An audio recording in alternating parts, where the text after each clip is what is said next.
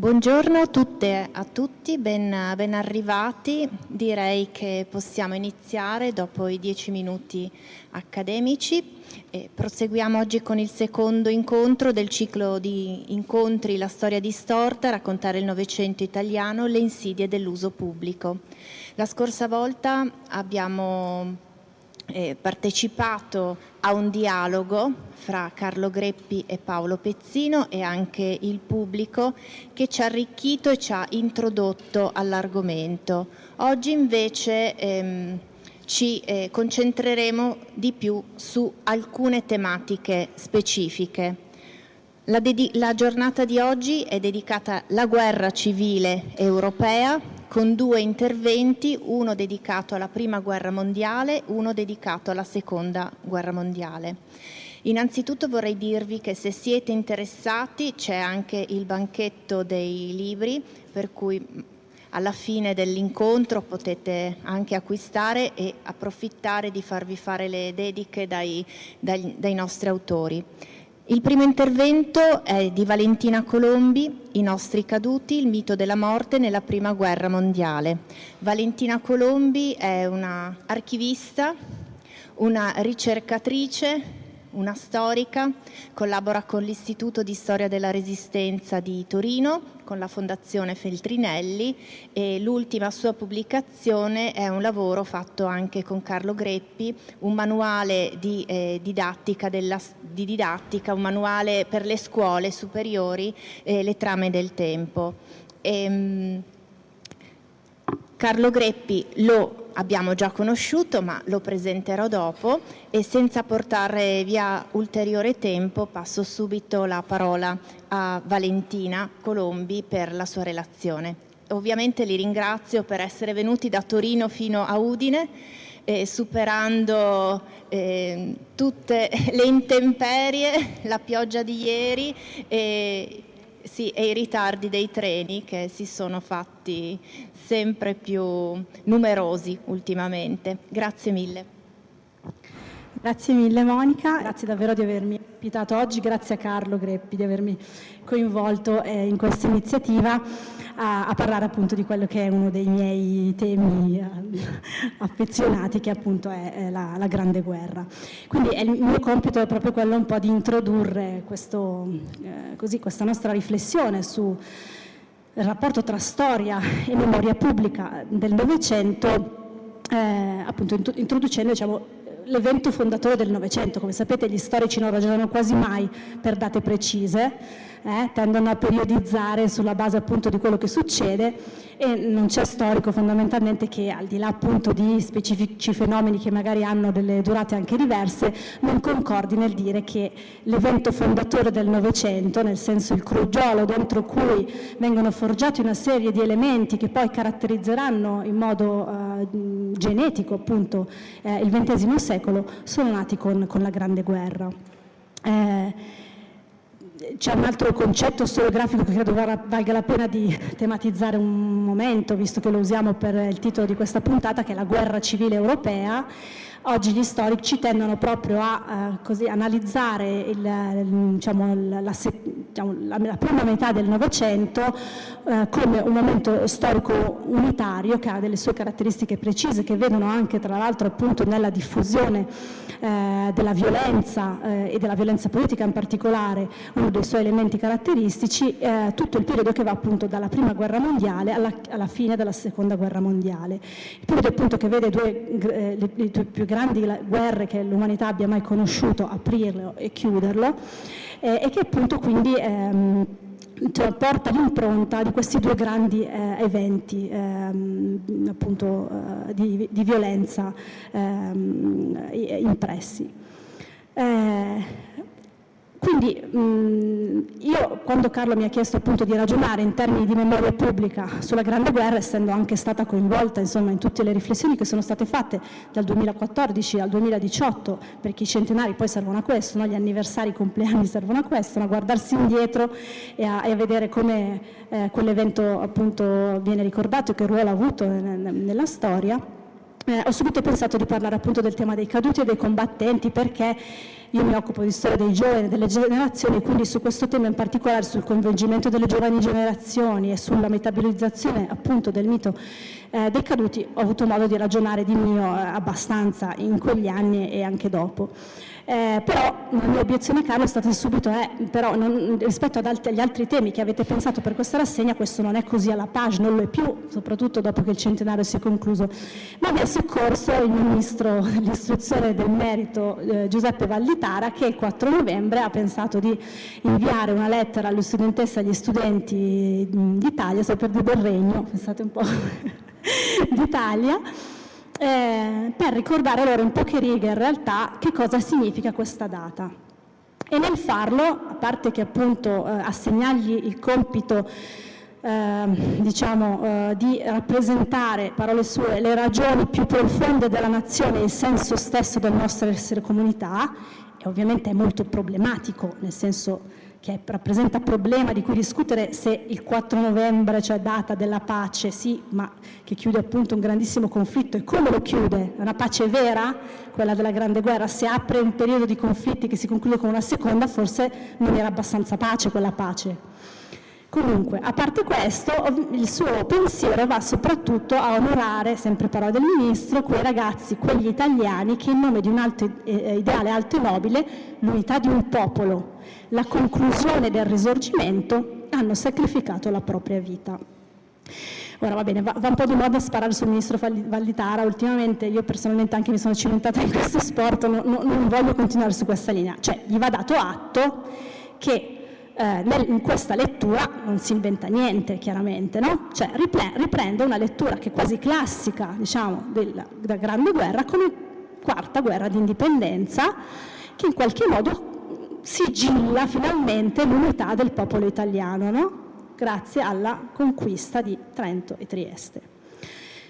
E allora proviamo un po' a ragionare su da dove viene questa lettura. Perché, e qua come dire svelo subito le mie carte senza far finta di essere d'accordo naturalmente con questa lettura, una caratteristica appunto della Grande Guerra come evento storico e come evento che ha coinvolto milioni di persone, ma qui la guardiamo, la osserviamo appunto dal punto di vista dello Stato italiano, insomma del Regno d'Italia, è che ovviamente questa rappresentazione che Valditara di nuovo veicola è in realtà una distorsione originaria. Perché la chiamo così? Perché è chiaro che, come dire, è una delle letture che vengono messe in campo dall'interventismo, no? Nei mesi in cui bisogna decidere da che parte stare, se di qua, di là o da nessuna, che sembra scontato, no? Che alla fine, come dire, dovesse andare così, ma in quei mesi non era per niente scontato, cioè tra l'estate del 14, quando il conflitto scoppia in Europa, e il maggio del 15, quando l'Italia entra in campo, veramente, ovviamente a fianco, insomma, contro gli imperi centrali, niente scontato perché, nonostante questa rappresentazione venga violata come appunto tutto sommato la ragione sostanziale per la quale l'Italia è entrata in guerra, in realtà nello spazio pubblico italiano si agitano miriadi di spettri diversi, di diverso orientamento, e soprattutto si può dire che se il pacifismo non ha avuto la voce abbastanza grossa da, come dire, imporsi come scelta poi politica definitiva, non è che però è proprio stata a guardare. Questa è una primissima rimozione, ma magari ci torniamo poi con calma, no? In quei mesi comunque tutto era da decidere. Il fatto che poi si sia deciso nei termini dell'intervento e che effettivamente questa lettura che era nelle persone, ecco perché una cosa molto importante che tengo molto a ribadire sulla scorta del mio maestro, che è Mario Snenghi, grande storico della Grande Guerra, che le rappresentazioni non rendono una cosa meno vera. Cioè, se una cosa è creduta profondamente da tante persone, questa cosa è vera nel momento in cui è agente di storia, muove cose, muove scelte. Quindi questa rappresentazione c'era nella testa di una minoranza di italiani, un'esigua minoranza sul totale della popolazione, aveva modo di esprimersi anche in modo molto scenografico, pensiamo alle radiose giornate di maggio sotto la regia di Gabriele D'Annunzio, ma era comunque la verità per una piccola, esigua minoranza di italiani. Però in questa distorsione originaria tantissimi giovani accedono all'esperienza della guerra, cioè con questa distorsione originaria in testa moltissimi giovani intraprendono il percorso che li porta sul fronte. Quando dico moltissimi possiamo immaginarci qualche migliaio, ce ne sono poi milioni, alla fine i richiamati saranno circa 6 milioni di giovani uomini, ecco, di questi 6 milioni possiamo immaginarci di nuovo un'esigua minoranza aveva in testa questa rappresentazione, ma ce l'aveva in modo molto solido e saldo, tant'è che se noi guardiamo appunto, così io ho fatto un po' un gioco appunto e ho cercato di raffigurare con questi due dipinti quali erano gli archetipi che avevano in testa questi ragazzi motivati che vanno al fronte con entusiasmo, anche se appunto ovviamente poi il crisma del volontario vera ce l'hanno in pochissimi, perché al massimo sono dei volenterosi, ma la cartolina arriva lo stesso, che uno lo voglia oppure no. Quindi i volontari in realtà sono pochissime migliaia, sono quelli che si sono arruolati prima che arrivasse la cartolina, ma magari per un soffio, magari per poche settimane, oppure quelli che non avrebbero dovuto arruolarsi semplicemente perché per esempio erano austro-ungarici, cioè erano cittadini austro-ungarici che disertavano l'esercito austro-ungarico e venivano ad arruolarsi nell'esercito italiano. Per tutti gli altri, anche pur in presenza di una grandissima motivazione, si può dire appunto che sono dei volenterosi, ma che di fatto vengono raggiunti dalla coscrizione obbligatoria esattamente come tutti gli altri. E io qui, Carlo mi scuserà, ma insisto sempre un po' perché se non si capisce profondamente da dove deriva questa generazione del 15, questi ragazzi che prendono in mano le armi con una grande motivazione ideale, non si capisce bene poi secondo me il decorso del resto della storia. È vero che sono un'esigua minoranza, ma sono quelle esigue minoranze che in qualche modo interpreta appieno una pedagogia nazionale che naturalmente si afferma a partire dalla nascita dello Stato-nazione, ma che appunto è veicolata in ambito scolastico da decenni, ma non solo, anche in ambito familiare. Se vi interessa il tema, io vi consiglio questa lettura, da cui adesso poi leggerò un estratto perché appunto vuole arrivare dove voglio arrivare, che è un libro di Elena Papadia, che si intitola Di padre in figlio, la generazione del 15, e che analizza proprio i rapporti familiari tra l'ambito familiare e comunque la costruzione proprio di una pedagogia nazionale patriottica all'interno dell'ambito familiare, nel rapporto, e anche scolastico per certi versi, nel rapporto tra i padri e i figli, specie nel momento in cui questi figli muoiono. Quindi abbiamo due archetipi, no, nella testa di questi ragazzi che accedono alla guerra. E li ho raffigurati da un lato perché con La libertà che guida il popolo di Delacroix nel 1830, perché lì si vede proprio il cittadino in armi, no? In particolare il ragazzino che ha in mano la pistola e ha la giberna della Guardia Nazionale che gli attraversa il petto. E quell'idea lì, no? Quella del fatto che la comunità nazionale è qualcosa che è fatta di cittadini che devono anche difendere la loro comunità a costo della vita, che è un'idea che nasce ovviamente con la rivoluzione francese e che si consolida nell'arco dell'Ottocento proprio all'interno anche degli eserciti nazionali messi in campo dagli Stati-nazione. E dall'altro lato è quella del martire patriottico. Qua io ho scelto un quadro in realtà di un minore, adesso mi sono segnata precisamente l'indicazione, mi pare che si chiami Giuseppe Sciuti, è un quadro di un artista minore dell'Ottocento che è conservato nel Palazzo Comunale di Catania e che rappresenta Carlo Pisacane, come vedete abbracciato alla bandiera appunto che sta per soccombere ai contadini inferociti che appunto non hanno capito che lui è lì per liberarli. Ecco, ho scelto questi due elementi per, a rappresentare un percorso, ma il fatto appunto è che se si leggono tantissime lettere, diari, e qua non posso non citare appunto la raccolta che negli anni 30, cioè primissimi anni 30, comunque a partire dagli anni 20, fece Adolfo Amodeo proprio per celebrare questa generazione del 15, no? Questo ovviamente l'intento è celebrativo, è eroicizzante, è una costruzione di un mito quella che c'è dentro questo libro, chiaramente. Se si leggono le loro lettere, le loro parole, ecco, vi volevo leggere un estratto perché appunto rappresenta benissimo quest'idea del martire risorgimentale e di quanto appunto in realtà c'è questo impeto all'azione che riguarda molti di questi giovani. Vi leggo queste parole giusto a rappresentare le 1000 che si potrebbero scegliere. Cioè, ho scelto, non dico quasi a caso, ma ce ne sarebbero state altre decine che andavano bene lo stesso. Questo si chiama Manlio Maiorino ed è appunto è un giovane coscritto in attesa che si apra il corso per diventare ufficiale di complemento per allievi ufficiali a Modena. E da Reggio Calabria scrive al padre: non sarei in alcun modo capace di resistere a Reggio fino al 1° ottobre col pensiero di starmene chissà per quanti mesi ancora lontano dai campi di battaglia, mentre migliaia e migliaia di fratelli stanno già da parecchi mesi a compiere l'opera grande, l'opera bella in difesa della libertà e del diritto ed a versare il loro sangue per la liberazione degli oppressi fratelli nostri, per la grandezza e la gloria d'Italia.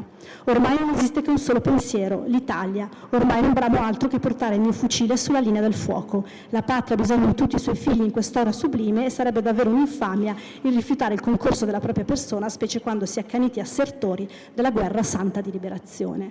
Ecco, com'è che la immagino? Quindi, scusami, vai, grazie sistema.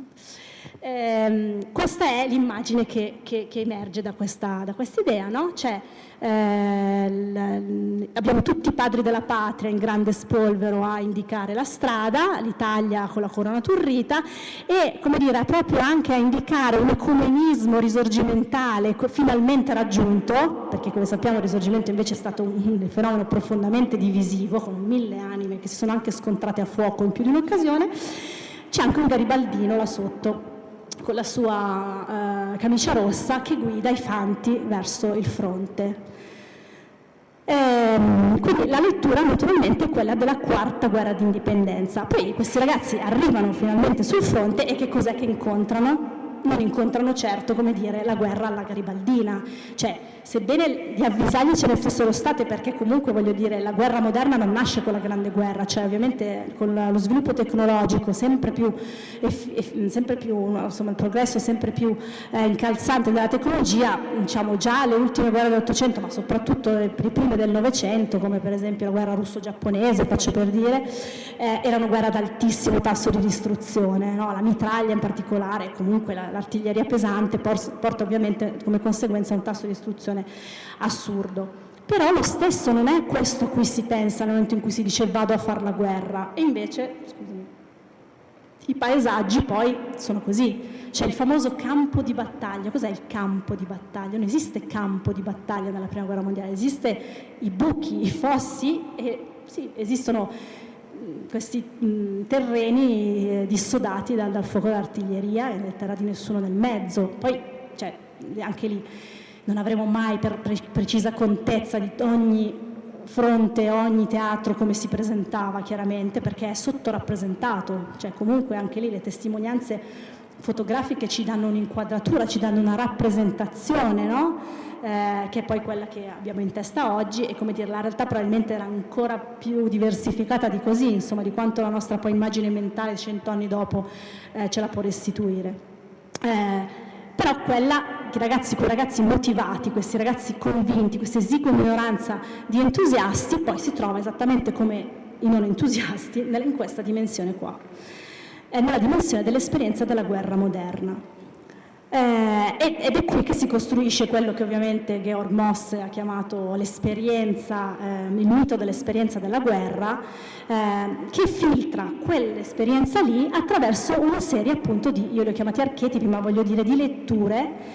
E la cosa molto importante che noi dobbiamo tenere presente è proprio che anche quell'esperienza lì, di fatto, per certi versi, non riesce a scalfire quest'idea così potente, così introiettata, così, per quello che dico anche le rappresentazioni sono vere, perché quando uno le ha così profondamente assunte dentro di sé, persino la realtà non è in grado di riportare queste persone a rimettere in discussione profondamente motivazioni, percorsi personali, fiducia, fede, eccetera, eccetera, no? Siamo sempre nell'ambito della religione, della patria, peraltro.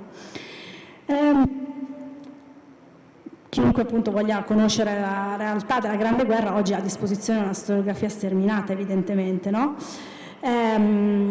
Però la questione è che, allora, vabbè, prima di tutto non mi ricordo più se riesco a leggere un pezzettino, forse non me lo sono segnato, però vabbè, forse alla fine non ho deciso di non riportarlo per non sbrodolare troppo, però c'è un bellissimo brano, ma se ne trovano anche qua decine, basta consultare appunto la letteratura letteratura grigia, no? Questi opuscoli che girano per ricordare, soprattutto all'inizio, ogni singolo caduto, la famiglia lo ricorda, poi a fine guerra ci sono anche proprio le raccolte con le biografie dei caduti, eccetera, perché al nostro sguardo di moderni ci sia proprio noi che le leggiamo col senno del poi e con quella rappresentazione lì nella testa e quindi comunque con una coscienza diversa, ci sembra veramente che ci sia un'assoluta divaricazione, no? Tra il piano di realtà e il piano della rappresentazione, perché adesso qua non sto a leggerlo, ma ce ne sarebbero appunto molti esempi come questo, no? Per esempio qui ho sotto gli occhi la narrazione della morte eroica di un giovane saltato su una mina, cioè non c'è niente più passivo che saltare su una mina, non è un'azione di guerra, è un'azione di ricognizione sul territorio che fa parte perfettamente del nostro concetto di guerra contemporanea, ma nel 1915 possiamo immaginare che invece non lo fosse in modo così scontato questo concetto della mina, eppure anche quello viene filtrato attraverso l'esperienza appunto eroica. Vi leggo un pezzettino del libro della Papadia perché secondo me c'entra bene un punto che ci porta proprio a capire di più sulla metabolizzazione o meno dell'esperienza della guerra nel costituire poi il mito e quindi la mitologia pubblica e quindi la memoria. Dice la Papadia, in Italia il senso di colpa dei padri, che ovviamente una volta che i figli sono morti si interrogano su cosa è successo che li ha portati lì, non ha quella convinzione pacifista ex post di aver inconsapevolmente ingannato i propri figli sulle reali motivazioni della guerra, di averli condotti, educandoli al coraggio e al senso dell'onore, verso una guerra sbagliata. Nel linguaggio italiano del lutto non vi è traccia di un epitaffio quale quello di Kipling, lo scrittore, il cui figlio morì pochi mesi dopo la sua partenza volontaria. Se qualcuno chiedesse perché siamo morti, questo è l'epitaffio, diteglielo, perché i nostri padri hanno mentito. Ambiguo nella formulazione, ma chiarissimo nell'intenzione. Né vi è traccia di un monumento funerario quale quello di Kate Kollowitz in Belgio, nel quale la scultrice e il marito sono rappresentati in ginocchio di fronte alla tomba del figlio, volontari anch'egli, come a chiedere perdono per non averlo avvertito in tempo della follia della guerra. Agguerrita minoranza sia alla vigilia sia alla fine del conflitto, in Italia la componente interventista non poteva cedere un centimetro di terreno ai propri avversari.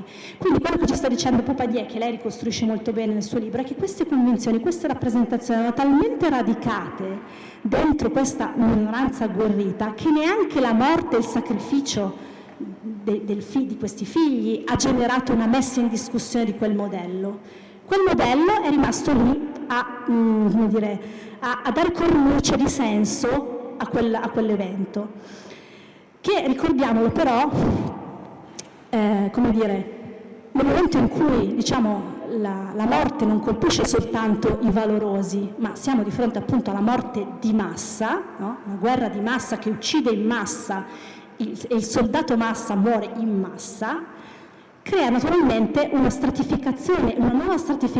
nuova elaborazione del concetto di eroismo di guerra.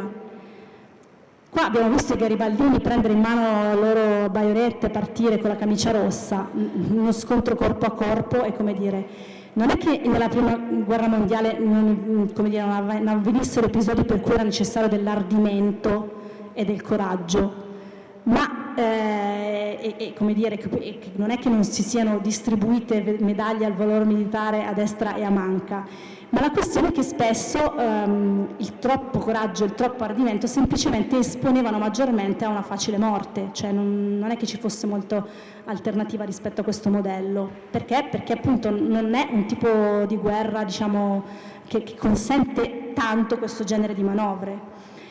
E comunque di fronte al fatto che muoiono in centinaia di migliaia, a quel punto chiaramente l'elaborazione del lutto, l'elaborazione di questa morte deve generare un nuovo tipo di eroismo, che è l'eroismo del caduto in quanto tale, cioè non importa esattamente tu cosa abbia fatto, non importa se stavi appunto camminando di ritorno dalla ricognizione, sei saltato su una mina oppure se invece no, hai preso un manipolo di arditi e sei andato a conquistare quella posizione e nel farlo ti è arrivata una pallottola in testa e sei morto.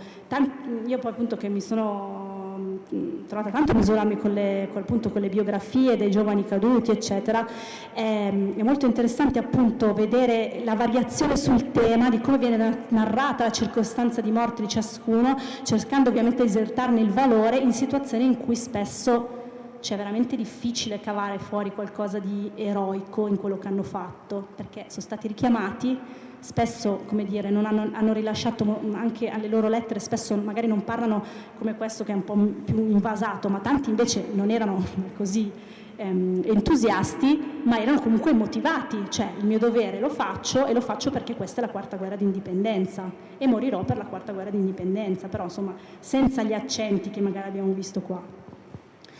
Insomma, non c'è in tutta l'elaborazione postuma del lutto, non c'è in Italia una voce, una Abel Gance. Avete presente J'accuse, il film di Abel Gance che esce nel 19 e che racconta proprio, mette in scena i morti che si alzano dalle tombe e che accusano i vivi dicendo spiegateci esattamente perché siamo morti, e in realtà dall'altra parte non arriva nessuna cornice di senso reale, no? In Italia questa cosa qui non avviene.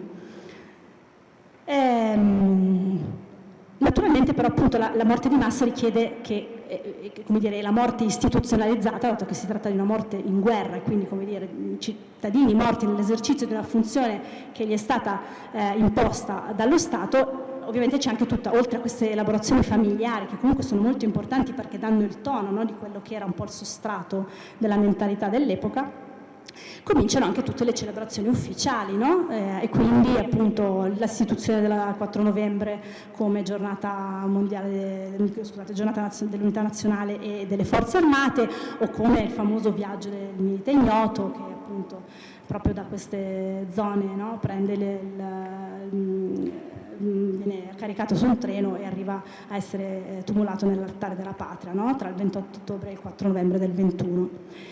Ma accanto a queste celebrazioni ufficiali ovviamente c'è tutto un mondo che si agita attorno a questa memoria e che, come dire, la rappresenta a modo suo, no? Abbiamo visto questa, l'ho ribadito più volte, ma insomma questa visione qui in realtà è abbastanza minoritaria. Noi sappiamo che l'Italia, in realtà la gran parte dei cittadini italiani in realtà non voleva la guerra quando è stato il momento di decidere, e sappiamo anche grazie alle ricerche che sono state fatte proprio negli ultimi anni che addirittura manifestazioni di segno pacifista, ma non per forza, come dire, guidate diciamo dai pacifisti ufficiali dell'epoca, che erano ovviamente il Partito Socialista, che ha sempre mantenuto insomma, una posizione ufficiale ovviamente antimilitarista, ma anche proprio di semplice adesione a un pacifismo che per esempio aveva radici religiose, cioè comunque i cattolici praticanti, per quanto molti erano convinti che la guerra fosse sbagliata, quindi, come dire, questo tessuto c'era. E questo tessuto naturalmente non è che sparisce in 3 anni e mezzo di guerra, anzi comunque vabbè, momenti di tensione chiaramente, perché per le prove a cui la guerra sottopone la popolazione ce ne sono diverse, ma appunto pur nella presenza di questa narrazione così potente, altre narrazioni alternative ci sono. Credo che possiamo andare avanti di uno. E queste danno luogo a una memoria fresca, diciamo così, che si fa pietra, si fa monumento, no? Non c'è luogo in Italia che non abbia il suo monumento ai caduti, che nasce nella Prima Guerra Mondiale e spesso viene poi riutilizzato anche per la Seconda. Ne ho scelto uno della zona, perché questo è del comune di Basiliano, quindi qui vicino, che un po' rappresentarli tutti, nel senso che naturalmente le istituzioni, soprattutto nei territori che hanno sofferto di più, quindi insomma quelli che sono stati vicino al fronte, sono stati molto pronti nell'elaborare una memoria pubblica sul territorio che ricordasse questo caduto in quanto tale, cioè quindi tutti quelli che sono morti indipendentemente dal come. E questo è un tema molto importante su cui torneremo dopo. E E la raffigurazione in questo caso è come dire, è celebrativa, no? C'è un fante, tra l'altro con questa rappresentazione della gioventù incarnata, no? E questo fante a torso nudo che offre la vittoria, dalla parte opposta da lui c'è proprio il palazzo comunale, a dire proprio ho offerto la vittoria in dono, insomma, alle istituzioni e quindi al popolo italiano, e sotto ci sono tutti i nomi. Ma non sono le uniche memorie che fioriscono in questo periodo. Perché? Perché ovviamente, come dire, ciascuno guarda la guerra dal suo punto di vista. E allora, puoi andare avanti di uno, grazie. Abbiamo testimonianza, qualcuno sopravvissuta ma poche, anche proprio di invece lapidi antimilitariste, che per la maggior parte dei casi sono state poste evidentemente da rappresentanti del Partito Socialista o comunque delle forze di quell'ambito, ma non per forza. Insomma, io qua ne ho scelte due che non so se si leggono, ma comunque parlano fondamentalmente di quella la prima è di un quartiere di Varese che si chiama Valle Olona e che dice una cosa bella, dice nell'età giovane, mentre osannavano alla vita, il piombo di fratelli dai potenti chiamati nemici ne troncava l'esistenza. Cioè i fratelli non sono i fratelli d'Italia, ma i fratelli sono tutti gli esseri umani, sono gli esseri umani che i potenti hanno voluto farci credere che erano dei nemici.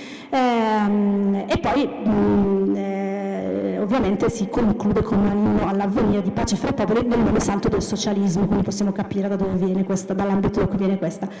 E quella dopo invece è di un paese in provincia di Biella, che comunque è interessante perché appunto parla dell'infuriare orrendo della strage mondiale, nella battaglia che cancella un sedimento di barbara sopravvivenza militarista e innalzi trionfante la nuova umanità nella convivenza civile dei popoli, quindi comunque un'uno alla pace, a una pace che appunto è capace veramente di tessere insomma, una rete comune, no? tra gli esseri umani di nazioni diverse. Cosa succede però? Questa in particolare la seconda, la prima se cercate su internet forse la trovate, in realtà è sopravvissuta forse perché è proprio un po' dimessa, è una lapide in questo quartiere operaio di Varese che evidentemente non ha comunque attirato l'attenzione. La seconda oggi non esiste più, e che questa seconda di Mosso Santa Maria nel Biellese. Perché? Perché è passato in mezzo il fascismo. A partire dalla marcia su Roma, quindi dall'ottobre del 22, molte di queste manifestazioni antimilitariste, pacifiste di ricordo della guerra vengono spazzate letteralmente via dallo squadrismo. Uno dei tanti obiettivi della violenza squadrista è anche quella di cancellare la memoria, diciamo, internazionalista e antimilitarista della Grande Guerra. Questa cosa è molto importante perché, come dire, rappresenta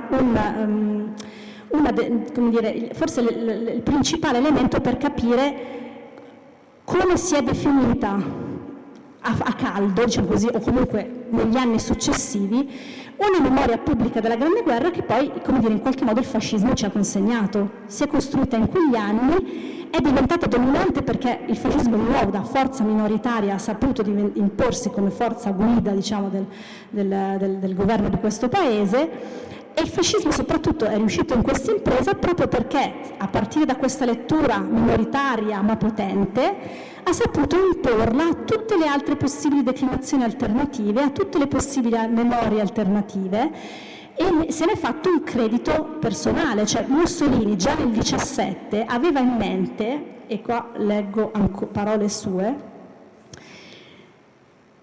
questa cosa: c'è una nuova aristocrazia in vista, i miopi e gli idioti non la vedono, eppure questa aristocrazia muove già i primi passi, rivendica già la sua parte di mondo, delinea già con sufficiente precisione i suoi tentativi di presa di possesso delle posizioni sociali. I mutilati e gli invalidi della Grande Guerra non si mettono ai cantoni per impietosire il cuore alla borsa dei passanti, non si prestano agli imbonimenti di tutti quelli che piangono sugli orrori della guerra senza conoscerli. Quale immensa forza morale c'è in questo atteggiamento patriottico dei reduci dal fronte? Oggi sono questi mutilati, questi invalidi sono le avanguardie del grande esercito che ritornerà domani. Sono le migliaia che aspettano i milioni di reduci. Questa questa enorme massa, cosciente di ciò che ha fatto, produrrà inevitabilmente degli spostamenti di equilibrio. I partiti vecchi, gli uomini vecchi che si accingono come se niente fosse all'exploitazione, usano un francesismo, dell'Italia politica di domani, saranno travolti. Cioè, Mussolini già nel 17 sapeva che dentro questo nucleo dei reduci avrebbe trovato le semantiche, i linguaggi, la forza morale, la forza politica per fare il nucleo centrale del suo programma politico e una forza numerica che in qualche modo avrebbe rappresentato una svolta appunto per la politica italiana dal suo punto di vista, appunto per l'affermazione di quello che ancora fascismo non si chiama, no? Avete detto siamo nel 17, la chiama trincerocrazia, inventandosi un neologismo interessante.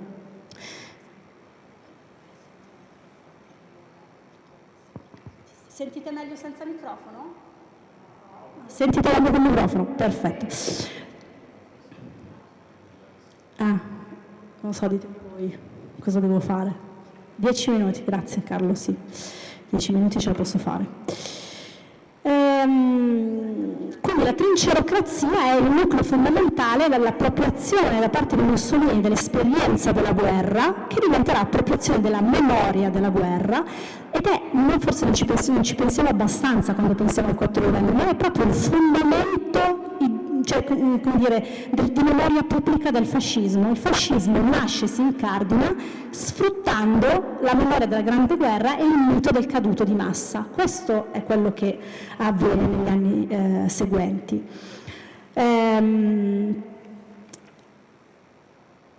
Ovviamente, come dire, teniamo sempre presenti i rapporti di maggioranza e di minoranza. Chiaramente l'Italia delle trincee non è quella che dipinge Mussolini, non è. L'Italia delle trincee non è quella lì. Mussolini ci ha sempre imposto il problema che gli italiani sono sempre diversi da come lui vorrebbe, e nonostante si sforzi per 20 anni di farli a sua immagine e somiglianza, comunque gli italiani sono sempre diversi da come lui vorrebbe, e le trincee sono piene di gente molto diversa da quella che lui si immagina, no? Dai reduci e mutilati con questa grande forza morale. Questo non vuol dire negare che ci fosse, cioè c'era questa componente motivata e che chiedeva ragione dei sacrifici compiuti, naturalmente, ma che tutti li chiedessero nella direzione che intendeva lui, questo assolutamente non era vero, no? Anzi, noi sappiamo che diciamo, l'Italia che viene consegnata al futuro dalla Grande Guerra, all'inizio almeno è un'Italia fortemente antimilitarista e pacifista. Non è un caso se il Partito Socialista c'ha dei risultati da record alle elezioni, no? Il Partito Socialista e quello popolare insieme occupano la stragrande maggioranza del Parlamento alle elezioni del 19 e del 21. Ci sarà un motivo se succede questo, no? Sono le uniche due forze che sono sempre state pacifiste, sono quelle che alla fine vincono le prime elezioni del dopoguerra. Quindi, come dire, è una rappresentazione che rappresenta una realtà tutto sommato circoscritta rispetto insomma, alla stragrande maggioranza degli italiani. Tutto questo però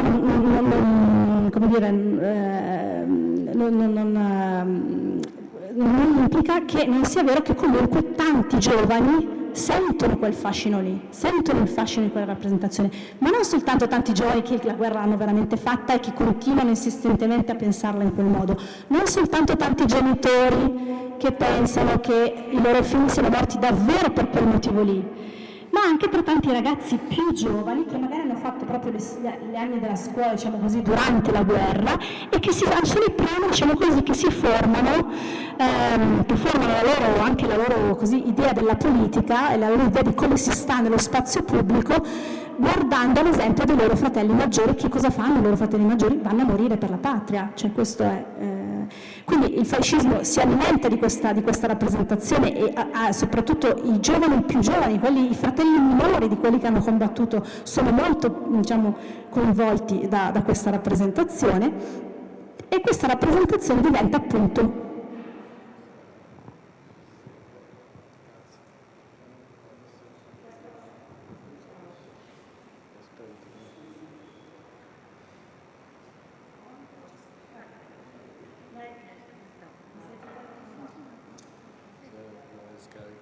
Mi spiace, non si sente, cerco di parlare più forte, però prima bevo.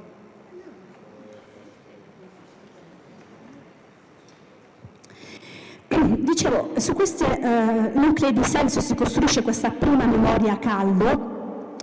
Quando il fascismo poi appunto vince, insomma, e si prende Mussolini, riesce appunto a convincere chi può fare la sua fortuna a metterlo a capo del governo, e quindi, come dire, nasce prima, diciamo, il fascismo sale al potere e poi instaura la dittatura. Ovviamente tutte le memorie alternative vengono cassate.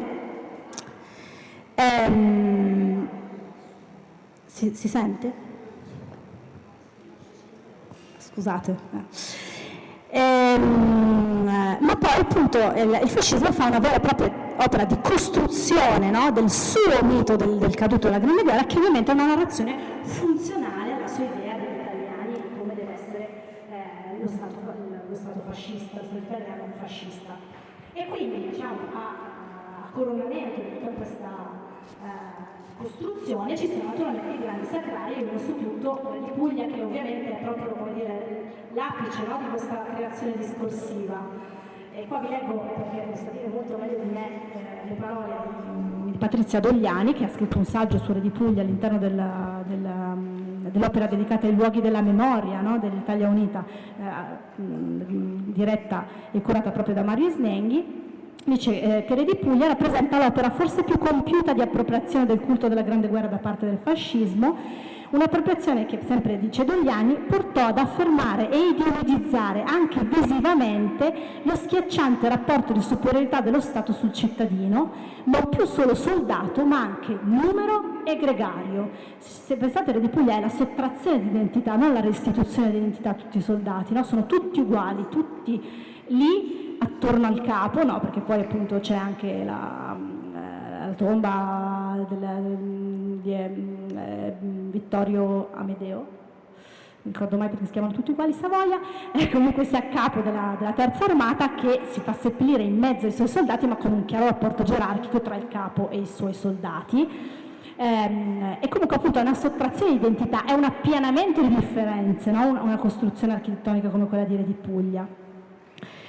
Tutta questa diciamo, fondazione originale del mito della Grande Guerra e della memoria dei caduti, del caduto di massa, eccetera, ce la portiamo dietro tale quale nella nostra vita repubblicana, perché a fronte dei grandi gravi drammi che ci ha portato alla Seconda Guerra Mondiale non c'è mai stata una vera ridiscussione di questo mito, anzi forse la prima occasione vera che è arrivata, cioè il 4 novembre è stato comunque mantenuto festa delle forze armate.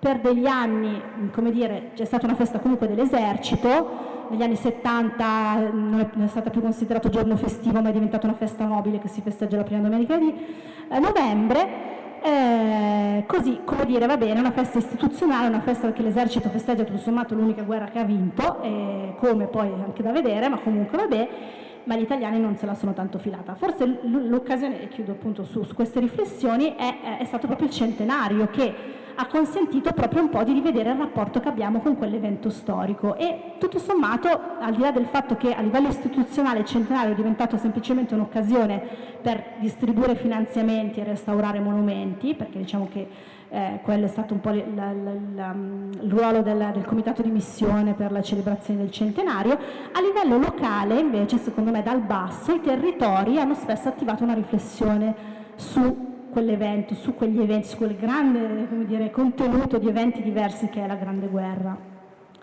E diciamo, se proprio possiamo trovargli un difetto, diciamo così, la questione, diciamo, a livello più così di sensibilità, di emozione, chiaramente si è applicato in qualche modo anche ai caduti della Grande Guerra quello che De Luna chiama il paradigma vittimario, cioè che appunto celebriamo quelli che sono morti perché sono morti, e come dire, che dal punto di vista diciamo, del discorso valoriale che vogliamo fare sul passato forse, come dire, ci lascia un po' a bocca asciutta, ma che comunque è comprensibile, insomma, nel modo con cui noi trattiamo la memoria del passato. Però è anche vero che invece si sono attivate tante forze che hanno cominciato anche a guardare bene insomma, anche per esempio ai monumenti, e per esempio si è scoperto, come la storia che mi diceva, si citava l'altro giorno qui, adesso poi magari mi darete gli elementi precisi della faccenda, ma non è l'unico caso questo in cui sento appunto che si va a guardare bene un monumento ai caduti per capire chi sono quei caduti, e si scopre che sono inseriti un fucilato 4 disertori che sono stati per esempio appunto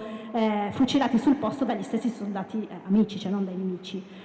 Perché? Perché comunque poi la pietà riguarda tutti e comunque quella è una cosa molto importante perché ci dà una rappresentazione non irenica e non, come dire, granitica e omogenea di quello che è stata l'esperienza della guerra. Ci dà la dimensione del fatto che c'era la diserzione, ci dà la dimensione del fatto che non proprio tutti erano d'accordo su tutte le azioni di guerra, che insomma il valoroso che si esponeva e andava a cercare di conquistare una posizione era uno, ma poi c'erano altri 1000 che invece provavano a discutere delle decisioni folli che spesso appunto venivano prese per cercare di portare avanti assalti assolutamente inutili. Come sappiamo il fronte non si muoveva di un passo. E che forse uno dei motivi per cui c'è stato Caporetto è proprio questa gestione assoluta, di potere assoluto, diciamo così, di vita o di morte sui soldati, anche quelli appunto che non erano per niente motivati, che forse sarebbe stato il caso di motivare in modo diverso, poi non so con quale narrazione, non vorrei trovare vicino il mezzo, però comunque il punto è discutere, diciamo, andare dietro la patina e scoprire veramente le storie delle persone che sono passate di lì, perché questo restituisce complessità, profondità, ci restituisce l'idea che forse noi non avremo mai l'idea precisa di come le cose sono andate nel passato, perché noi storici dobbiamo confrontarci un po' con questa, come dire, questa frustrazione originaria, ma che sicuramente è sempre più complesso di come ce lo rappresentiamo, e soprattutto se si parla di memoria pubblica, quindi insomma di eventi che si strutturano attraverso appunto anche delle scelte istituzionali. Quindi chiudo con l'ultima immagine, questa era da produrre adesso, era per far vedere che adesso il 4 novembre è un grande tripudio di bandiere nazionali, quindi forse quest'anno in questo clima sta rientrando dalla finestra la questione di, appunto, lo ricordiamo perché è un momento fondativo per la nostra comunità nazionale, e allora in che senso, in che modo? Vogliamo chiedercelo, vogliamo rispondere a questa domanda come comunità politica.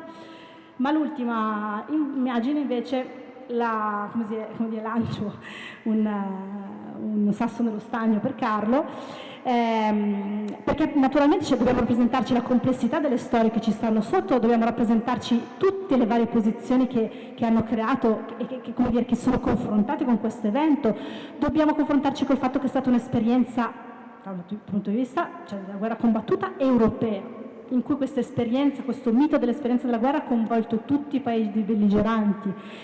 Vorrei dire allo stesso modo, cioè la trincea è stata una cosa che ha formato i cittadini d'Europa in un modo storto e brutto che poi, come dire, porterà tutti i nodi al pettine negli anni seguenti. Di questo possiamo farci carico come memoria pubblica e possiamo farci carico del fatto che comunque è in seguito a questo grande evento dirompente che la nazione come metro e misura di tutte le cose, soprattutto della nostra vita politica, è stato definitivamente consacrato, creando 20.000 chilometri in più di confini e creando spostamenti di gruppi etnici di vario tipo, avanti e indietro, in base alle linee tracciate sulle carte, e che forse questo ha avuto un impatto anche sulla storia successiva. Nella memoria pubblica questo può trovare spazio, e può trovare spazio il fatto che la Grande Guerra è stato un evento globale che ha appunto mosso persone da tutti i 4 angoli del globo, e qui ho scelto appunto l'immagine del cimitero di Trebuchet vicino a Mentone, dove sono sepolti appunto tirailleurs senegalais che hanno combattuto durante la Grande Guerra per la Francia. Evidentemente l'Italia non aveva truppe coloniali, a meno che io sappia,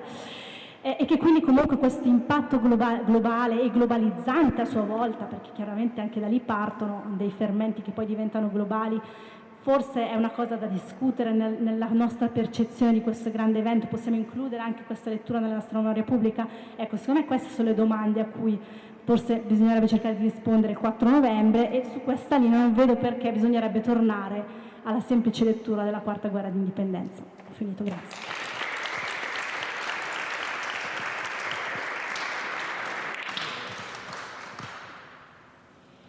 Grazie mille per la davvero molto stimolante relazione. Direi che con anche le ultime battute, le suggestioni che hai lasciato, c'è un modo diretto per passare invece ad alcune riflessioni sulla Seconda Guerra Mondiale, in modo particolare con la relazione che ci proporrà Carlo Greppi.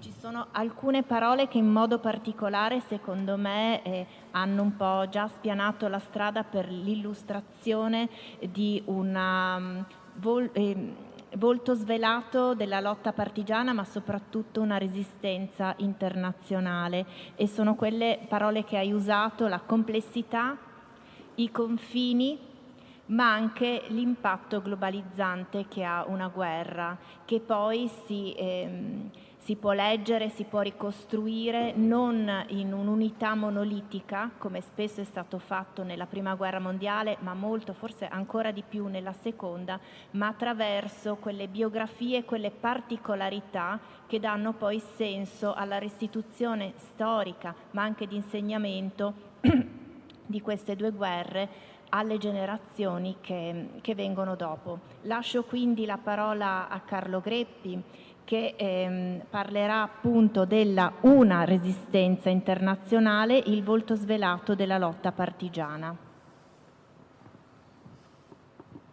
Grazie Monica, grazie Valentina, bellissimo, interessantissimo, commento proprio lampo.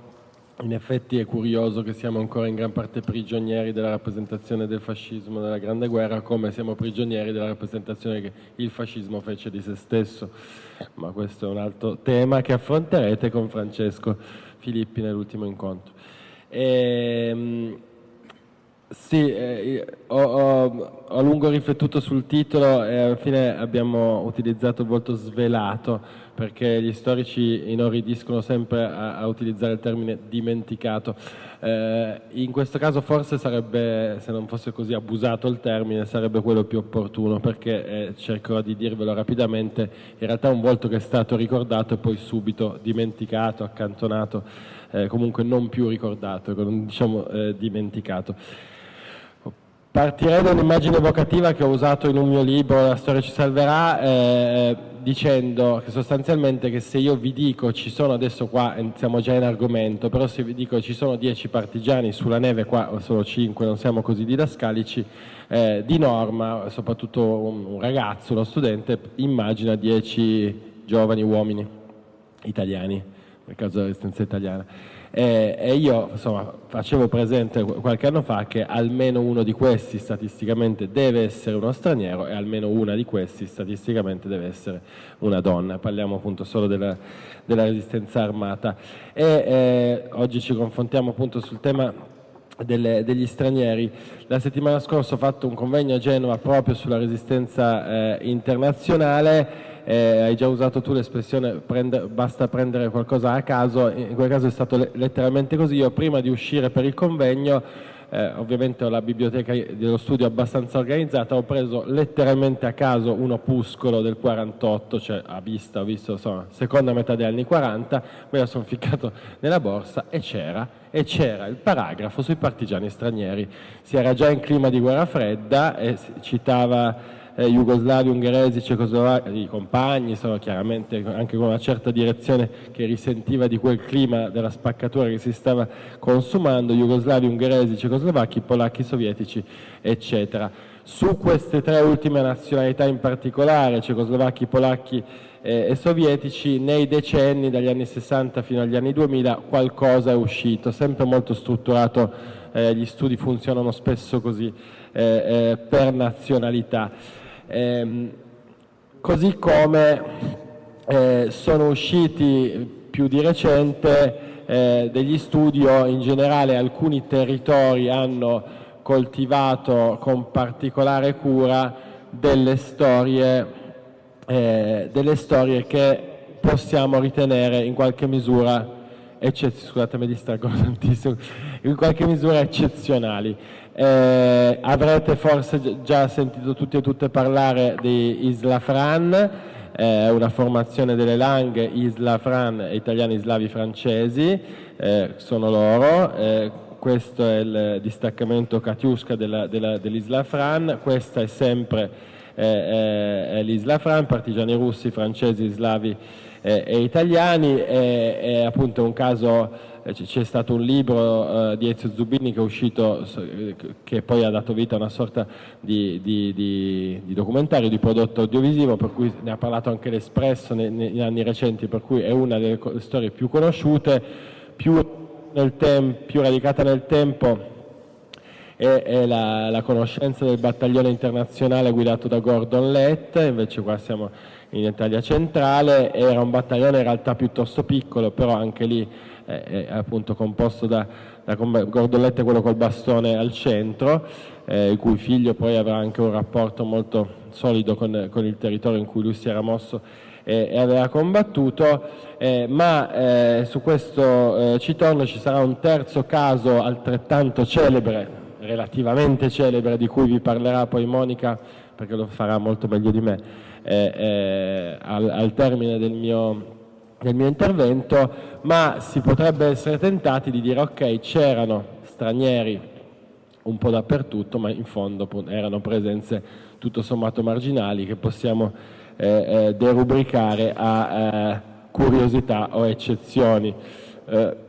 Qui vedete un indiano di nome Sad, Brigata Stella Rossa, segnalato in questa importantissima ricognizione che fece Wuming 2 a gennaio del 2019, in un articolo che veniva da una polemica su Twitter, in cui vennero chiamati alle armi studiosi e studiose chiedendo di segnalare partigiani stranieri. Uscì poi con un titolo Partigiani migranti, un titolo evidentemente provocatorio, e quell'articolo censiva oltre 50 nazionalità nella resistenza italiana e fu forse quella giusta via di mezzo tra livello specialistico e livello giornalistico, che secondo me segnò anche proprio un po' un punto di volta del dibattito, ma anche della direzione che stavano già prendendo gli studi più recenti. Appunto, torno su questa domanda. Dici, Monica ha usato il termine particolarità, curiosità, eccezioni, e faccio prima un invito di carattere generale che è rivolto a voi, a noi, ai vostri studenti, insomma in generale a chi si occupa di cultura o chi la recepisce, di levarci i confini dagli occhi. Era una guerra mondiale, come mondiale era stata la guerra prima.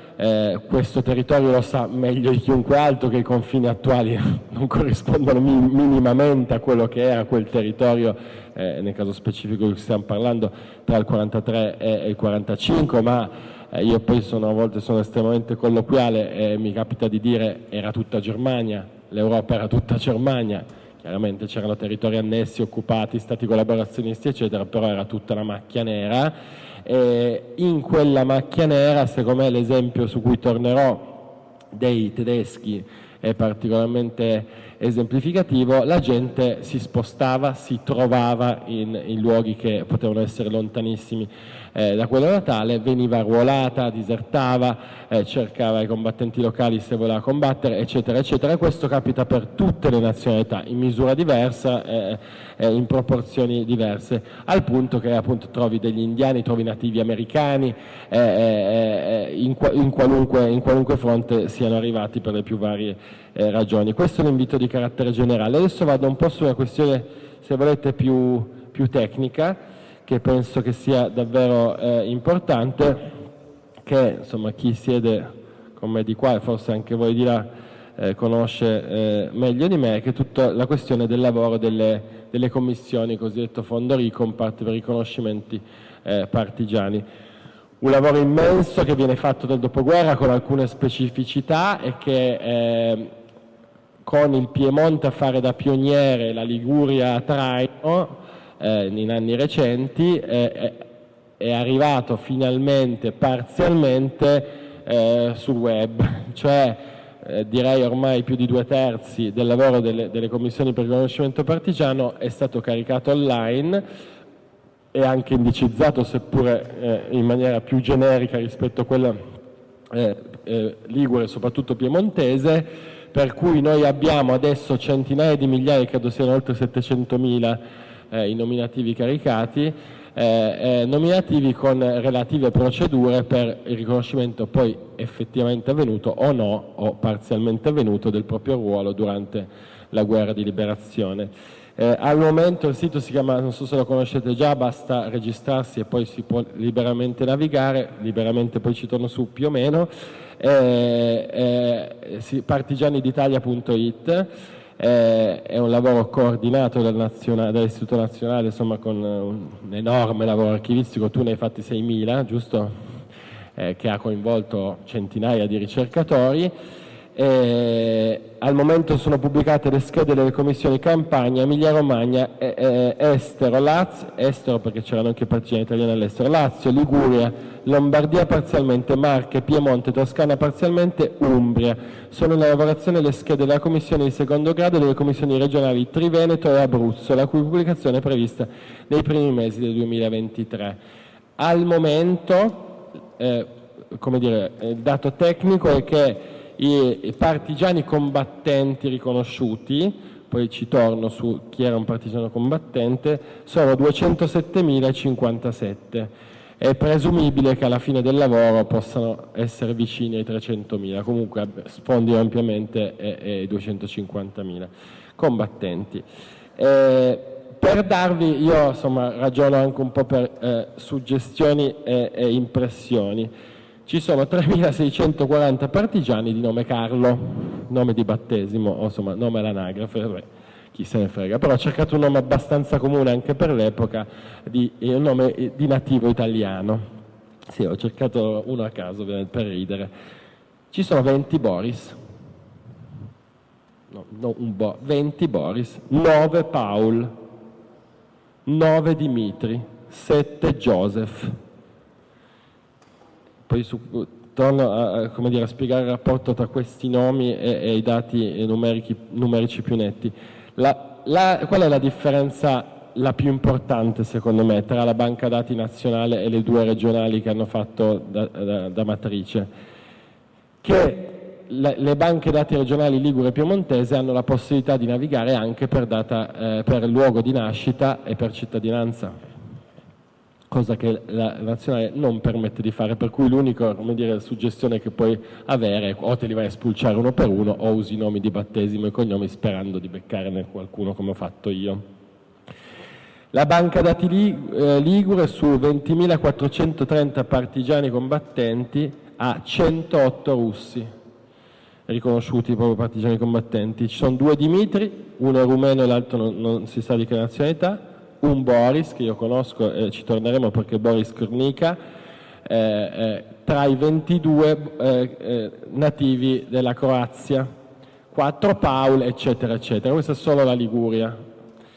Io poi sono andato personalmente all'Istituto Ligure a fare ricerche per il mio libro sui disertori tedeschi, e per cui vi racconto un po' questo spaccato. A un certo punto incrocio questo foglietto a matita, 2 febbraio 1945, e il commissario Garibaldino Barba stila un elenco di 14 partigiani stranieri del suo distaccamento che fa parte della Brigata Oreste, 10 russi, 2 polacchi, un austriaco, un tedesco, che sappiamo anche chi è.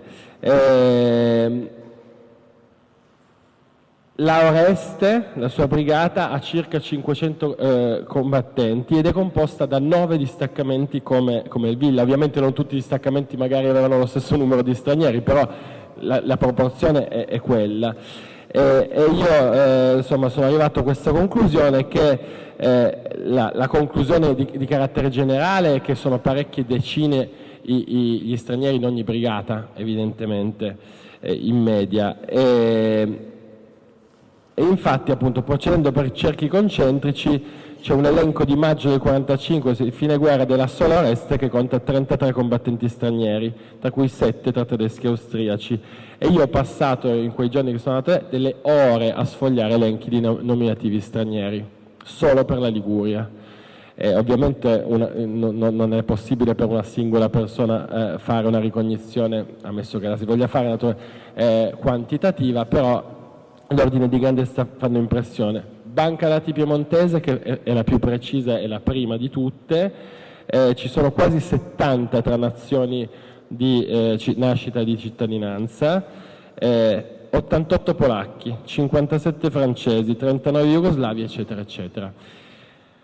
Il dato, adesso la smetto di stordirvi con i numeri, il dato secondo me molto interessante è che questi sono una piccola parte, nel caso di diverse nazionalità è probabilmente una parte infinitesimale degli effettivi combattenti, perché, salvo per i caduti, per cui evidentemente qualcuno doveva chiederlo, per chi sopravvive alla guerra il riconoscimento andava richiesto.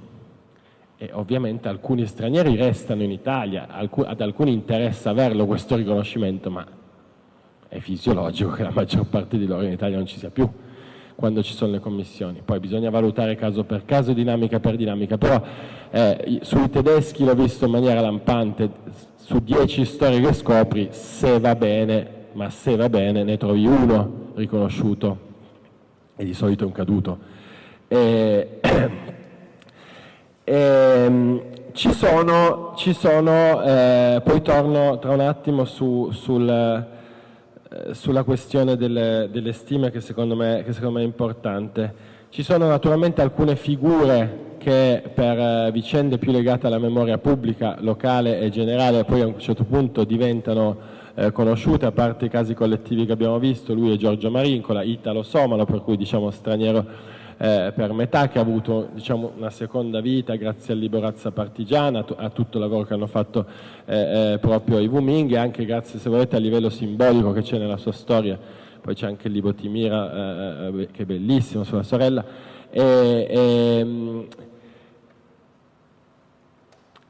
perché tra i combattenti qua forse siamo a livello, diciamo, quantitativamente parlando, più della curiosità, però ci sono anche quelli che vengono dalle colonie, come Ilio Barontini era andato a combattere in Etiopia con la resistenza Arbenuoc, poi tu hai ex colonizzati che vengono a combattere con la resistenza italiana, cioè l'internazionalismo che come dire, diventa uno spettacolo circolare. Ne parlavamo stamattina con l'Ampine, con i ragazzi della scuola a cui siamo andati, appunto di questa visione internazionalista che comunque è di medio o lungo periodo, e anche su questo voglio tornare. Io mi sono soffermato rispetto ai numeri che ho sfiorato sui partigiani combattenti, perché sennò avremmo passato le ore veramente a ragionare sui numeri.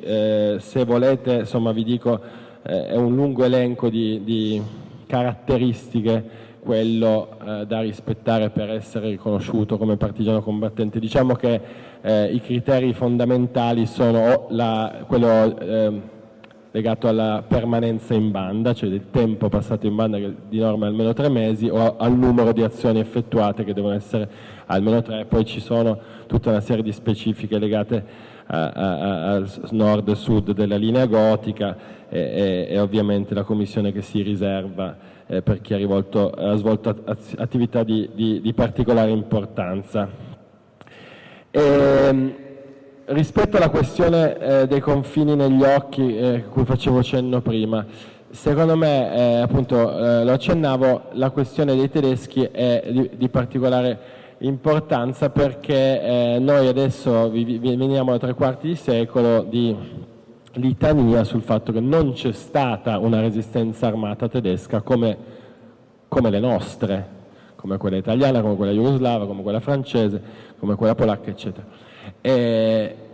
Io credo di aver capito che questa è una distorsione prospettica di cui ci dobbiamo liberare, nel senso che è vero che loro non hanno avuto un CLN, un Corpo Volontario della Libertà, questo è innegabile, non hanno avuto un Ferruccio Parri o un generale De Gaulle, non hanno avuto un comandante Tito, però abbiamo migliaia di combattenti.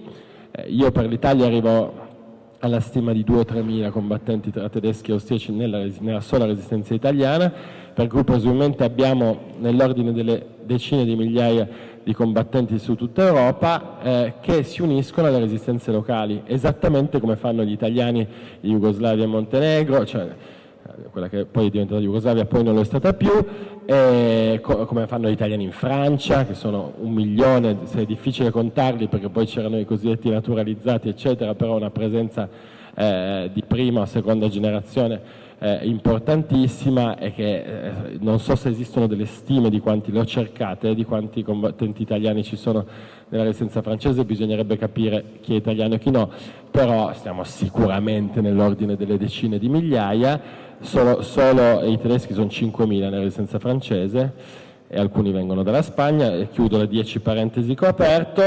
È interessante appunto vedere questo esercito di tedeschi che non combatte sotto, come dire, la propria bandiera nazionale, ma che combatte sotto il cappello delle varie resistenze dei territori in cui ci si trova, esattamente come i meridionali che si trovano bloccati in Nord Italia si uniscono alle bande che adesso non conosco la storia della resistenza qua, ma sicuramente avrete volti noti, caduti noti, comandanti noti che erano siciliani, campani, via dicendo, perché qua hanno fatto la resistenza. C'era in meno l'ostacolo della lingua, c'era in meno il fatto che appunto per un tedesco era necessario disertare, ma lo era anche per un russo, per un cecoslovacco o per un polacco arruolati più o meno a forza nelle forze armate tedesche. Questa appunto è Giorgio Marincola, uno tra quelli che sono stati riconosciuti.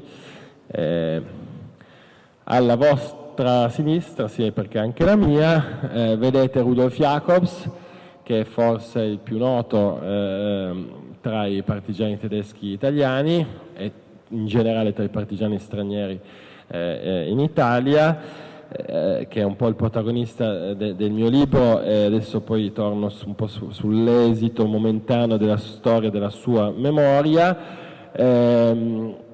Lui arriva sul Golfo della Spezia con un ruolo importante, perché deve coordinare i lavori di fortificazione in un luogo che si ritiene centrale. Si teme che gli alleati possano sbarcare lì, poi non succede perché gli alleati decidono di sbarcare in Francia, e entra in contatto con la popolazione locale. Si distingue subito per viene chiamato il tedesco buono in zona, attira l'attenzione della brigata Muccini, che è un piccolo esercito, arriverà a sfiorare i 1.000 combattenti, viene messo alla prova, manifesta l'intenzione di disertare con il suo misterioso attendente,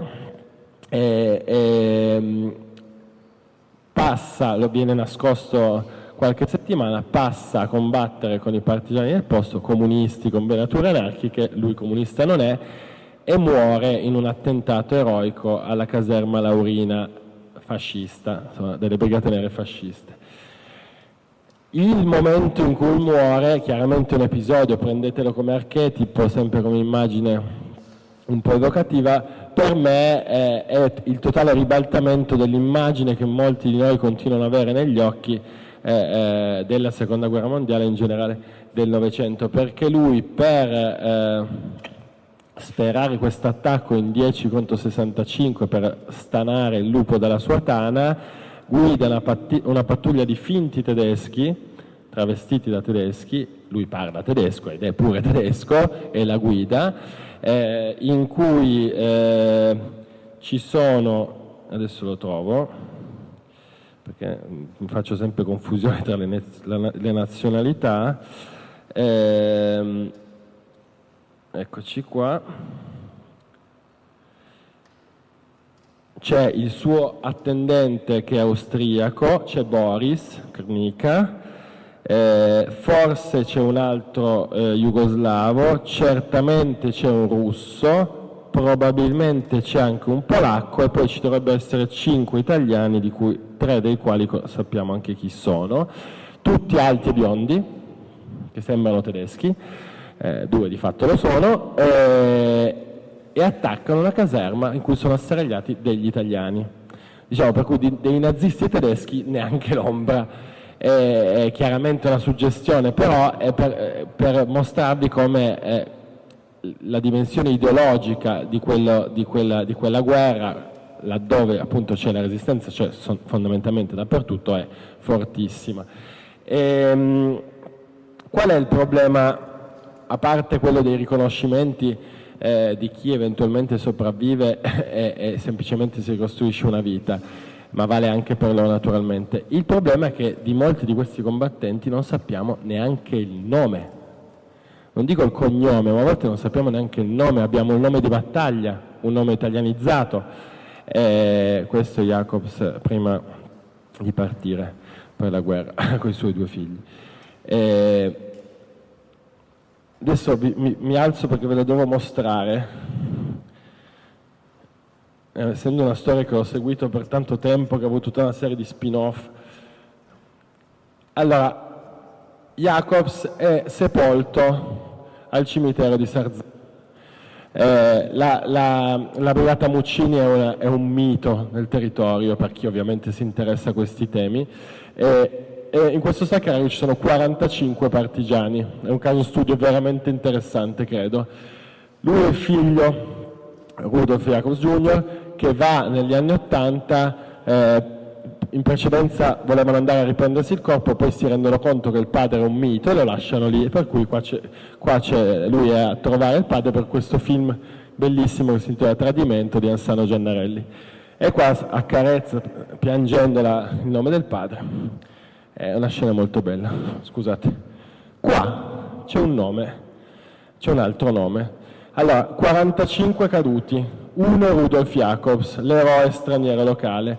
Gli altri 43 sono quelli che tutti sanno chi sono nel territorio. Quel nome, e io ci sono tornato su chiedendo appunto all'istituto, all'AMPI, a tutti quelli che sono la memoria storica del territorio, se sapevano chi era questo. E nessuno non se n'era neanche mai accorto che c'era quel nome. E ovviamente non me ne sarei accorto neanche io. Non è che è un'accusa, è una constatazione. Bubel caduta una lettera con ogni probabilità Kurt. Adesso non vi sto a raccontare sti mesi di caccia, perché poi appunto li ho raccontati anche nel libro che ci ho dedicato, però questa è la bellezza e la fatica della ricerca. Poi che cognome è Buble? Cioè non so, l'avete mai sentito? Insomma, per farvela breve, a un certo punto a questa persona, in un lavoro collettivo, come spesso dovrebbe essere sempre, come spesso la ricerca diventa, acquisisce via via un'identità. Vedete che ogni volta viene scritto diverso, questi sono vari documenti dell'epoca e immediatamente successivi, e per farvela veramente breve, ecco, questa è girata benissimo, comunque l'ho trovato in ordine alfabetico e facile. Risaliamo a questa persona che risulta nel suo paesino di nascita, Kirchheim Untertech, tra i dispersi. Lui era un partigiano e nessuno lo sapeva. Ovviamente quelli che ci avevano combattuto insieme lo sapevano, però questa storia era stata completamente, e il cognome ce l'avevamo, completamente rimossa dalla memoria del territorio, dagli storici locali, ed un territorio tra l'altro particolarmente attento. Non parliamo ovviamente della sua comunità locale, perché mai avrebbero voluto saperlo, che lui non è che scrivevi le lettere a casa dicendo ho iniziato a combattere i partigiani italiani, fallo sapere al Gauleiter locale per piacere. E questo è appunto un microscopico esempio di come una vicenda possa venire alla luce, e dovete moltiplicare questo per migliaia, e anzi dico decine di migliaia di casi. Vi avevo promesso che avrei provato ad azzardare, siamo anche registrati per cui lo faccio lo stesso. No, io ovviamente dico le stesse cose da registrato o no, però delle stime. Secondo me non è azzardato dire che nella resistenza italiana potrebbero esserci stati 20.000 stranieri che hanno combattuto, cioè che dovrebbero essere riconosciuti come partigiani combattenti. La stima ormai consolidata da mettere eventualmente a verifica dei sovietici è di 5.000. Appunto sui tedeschi io sono stato cauto, dico che sono tra i 2 e i 3.000, potrebbero pure essere di più. Poi appunto gli jugoslavi, cecoslovacchi, polacchi, angloamericani, francesi, ogni volta mi dimentico dei pezzi importanti perché poi sono tutti, avete visto anche solo sui singoli territori, parliamo di centinaia di persone su singole regioni, per cui secondo me appunto la stima di 20.000 partigiani combattenti nella resistenza italiana non è una stima campata per aria. E potrebbe essere addirittura da aggiornare al rialzo. È chiaro che la memoria pubblica funziona così, alcune storie acquisiscono un certo tipo di notorietà, altre rimangono sotto traccia, però in questo caso lo scarto che c'è tra la memoria che abbiamo, a volte anche superficiale, dei combattenti italiani, perché chiaramente venivano dal territorio, per cui qualcuno li conosceva, qualcuno li ha visti sparire, qualcuno sa che sono stati fucilati, qualcuno sa che ha combattuto, e questi stranieri che spesso non avevano neanche un nome, è veramente uno scarto mostruoso. Credo per cui che non ci sia, come dire, un dolo, ci sono delle dinamiche della memoria pubblica abbastanza ricostruibili, per cui Filippo Focardi l'ha fatto egregiamente nel libro Il cattivo tedesco e il bravo italiano, che parla, se vogliamo, anche più in generale del fatto che marcare molto sulle motivazioni patriottiche anche dal versante antifascista aiutava a dare un po' di decenza, a ridare un po' di decenza agli occhi dell'opinione pubblica mondiale al popolo italiano, e dunque si insiste anche molto sull'idea del popolo alla macchia, del lato comunista, eccetera. Gli italiani che hanno inventato il fascismo poi si liberano da sé. Che non è che sia sbagliato di per sé, comunque senza la resistenza degli alleati voglio vedere in quanti anni avrebbero risalito la penisola, perché poi si dice spesso al contrario, però vediamolo anche così. Il partigianato era una spina nel fianco agli occupanti, però comunque il contributo degli stranieri è stato rilevantissimo anche sul piano militare, perché su questo ancora si dibatte molto. Se pensiamo, lo dicevo stamattina ai ragazzi, che l'80% circa dei nostri partigiani, cioè nativi, sono renitenti alla leva e dunque non hanno una formazione militare, hanno familiarità con la violenza, con le armi e con l'educazione militare perché sono cresciuti durante il fascismo, però non hanno combattuto. Sostanzialmente tutti gli stranieri che si trovano nella resistenza italiana vengono da un'esperienza di guerra, da una parte o dall'altra. Per cui è anche un contributo. Infatti tutti gli stranieri vengono ricordati come intrepidi, come coraggiosi, come ideatori di azioni importanti e via dicendo. Questa fotografia è del 3 novembre, cioè di 20 giorni fa. Lui è un giornalista dello Spiegel, Andreas Wassermann.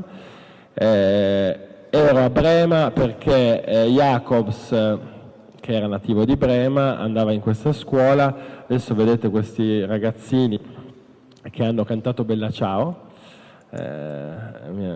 Chiaramente sono tutti minorenni, per cui non ho socializzato la cosa, e come vedete lì io sono con Denise Murgia dell'Ampi di Sarzana, quella con i capelli rossi è Ulrike Pezzo, una giornalista locale che si è impegnata tantissimo in questi anni a portare a un certo livello di memoria pubblica la storia di Jacobs. Poi ci sono le studentesse, lei è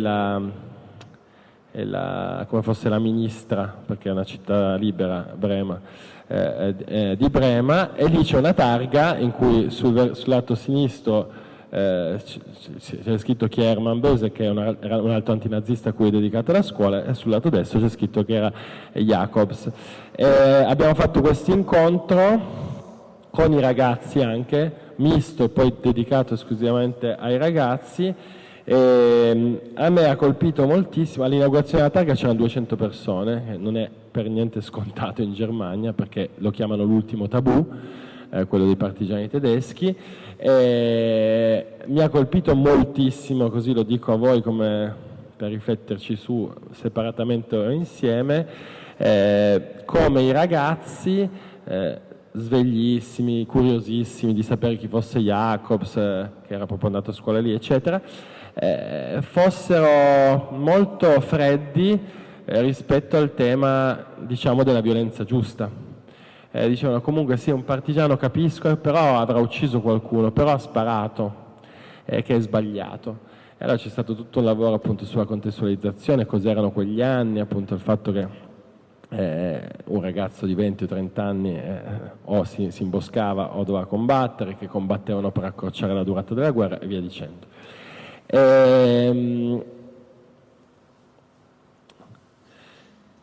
Ecco, anche questa non so perché me l'ha girata.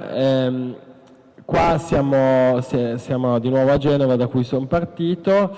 A Genova c'è la Casa dello Studente, forse qualcuno di voi la conosce, che lavora da 50 anni su questi temi qua, per cui di nuovo il termine dimenticato va messo tra molte virgolette, perché noi abbiamo dei falò di attenzione, di interesse continuo nei confronti del tema della resistenza internazionale, ma diciamo, il livello di percezione generale fino a un paio d'anni fa, siccome era pressoché, anzi diciamo, usiamo l'articolo di Wumming come chiave di volta, era pressoché zero, cioè solo gli addetti ai lavori sapevano che c'era una partecipazione cospicua di stranieri alla resistenza italiana.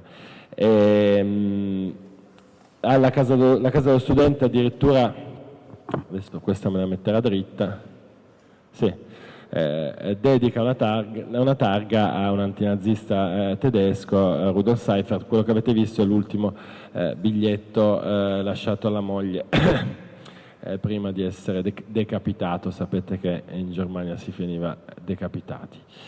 Per cui c'è chi ci ha lavorato tanto in questo mezzo secolo abbondante su questi temi.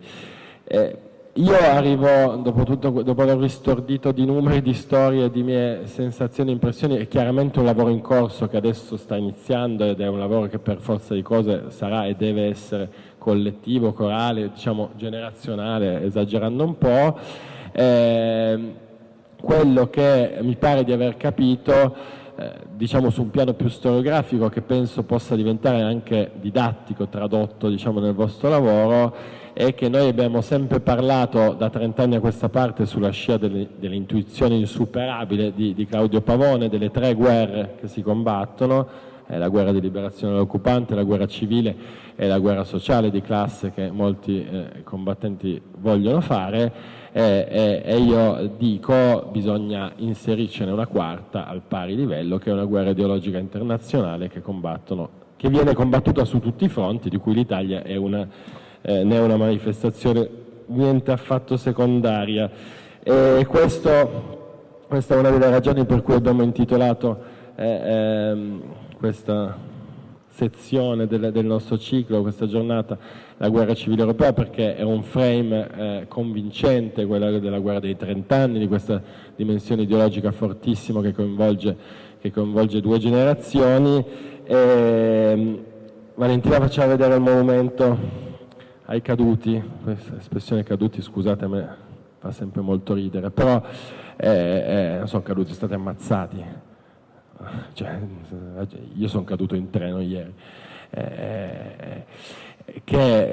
adesso non so, qua in tutta Italia tu hai queste lapidi in cui hai caduti 14-18, 40-43 e 43-45, che a livello di politiche memoriali è un orrore.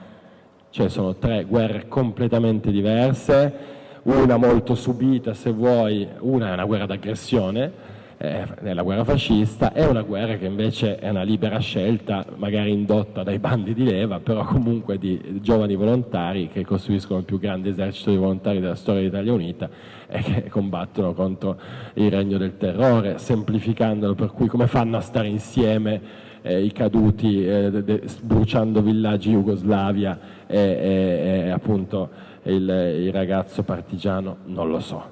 Detto questo, per avere un momento particolarmente autoreferenziale, no, ve lo dico per una ragione specifica, perché per darvi le prove del fatto che ci credo talmente tanto in questa cosa che l'abbiamo messa anche nel manuale. Nel manuale c'è la resistenza tedesca, c'è la dimensione internazionale della resistenza e c'è questa cosa qua della quarta guerra.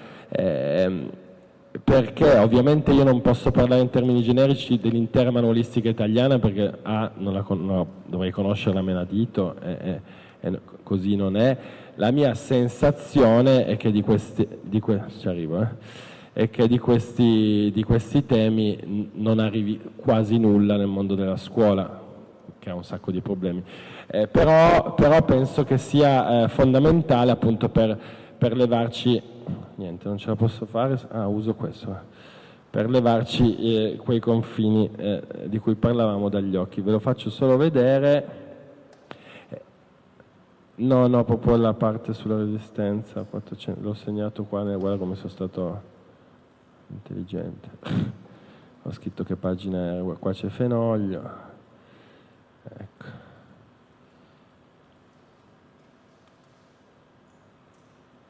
Ovviamente ho sbagliato, no, giusto.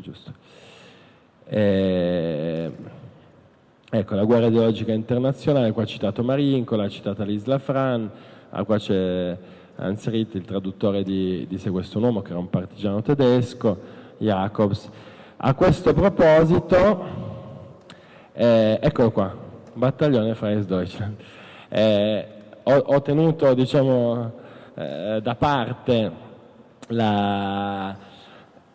il terzo esempio celebre, perché è quello più conosciuto anche qua naturalmente, che è quello del Battaglione Freies Deutschland, per il quale lascerei la parola a Monica, ho visto che ce l'hai, che è coautrice di questo libro collettaneo che è uscito pochi mesi prima del mio su Jacobs e sui tedeschi, che si chiama Partigiani della Wehrmacht. Abbiamo fatto un lavoro, perché a volte capita così, c'è una sensibilità che muta negli studiosi, diciamo, e succedono delle cose in parallelo molto belle. Ci siamo letti in bozze gli uni con gli altri, per cui è stato un non così comune esempio di cooperazione proprio, insomma, di lavoro parallelo. Qua adesso magari se vuoi dire due parole sull'operazione in generale, uno dei più belli è proprio quello su Ritt di Martina Mengoni, che è una studiosa strepitosa di Primo Levi, che ha ricostruito appunto la vita e le scelte di questo tedesco straordinario, che tecnicamente non è un disertore, perché lui appunto era riuscito a dileguarsi prima, però è un partigiano tedesco. E poi Monica ha fatto un saggio, mi dicevi che come tutte le cose la conoscenza poi va sempre avanti, appunto su questa esperienza che è davvero straordinaria, e dunque ti lascio la parola.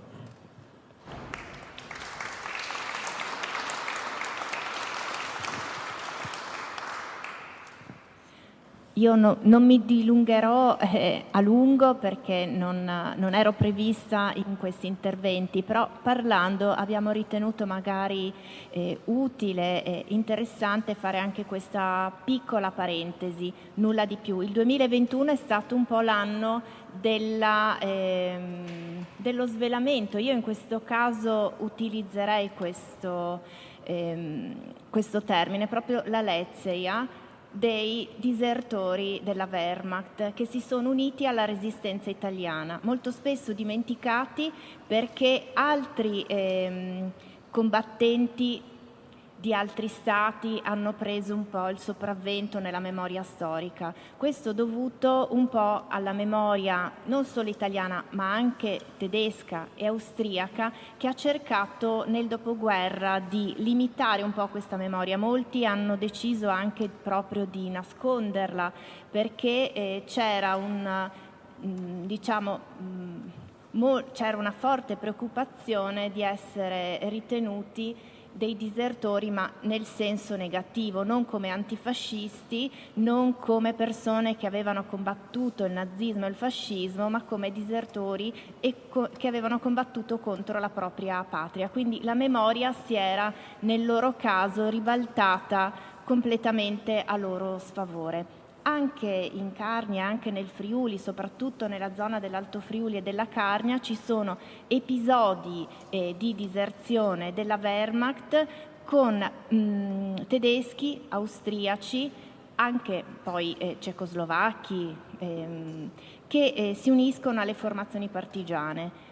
Non solo garibaldine, come è successo per il battaglione Freies Deutschland, ma anche con formazioni osovane, perché quel territorio fra Italia, Valle del Gail e Carinzia era molto importante da una parte per i tedeschi, perché ricco di vie di comunicazione che univano il fronte italiano ma anche l'Adriatico con l'Austria, la Germania, il Terzo Reich, e quindi diventava un territorio e un modo di unire le varie zone di guerra per il trasporto sia delle forze militari, dei rifornimenti, ma era anche un ottimo piano per un'eventuale ritirata. Quindi era un territorio che strategicamente aveva un'importanza fondamentale.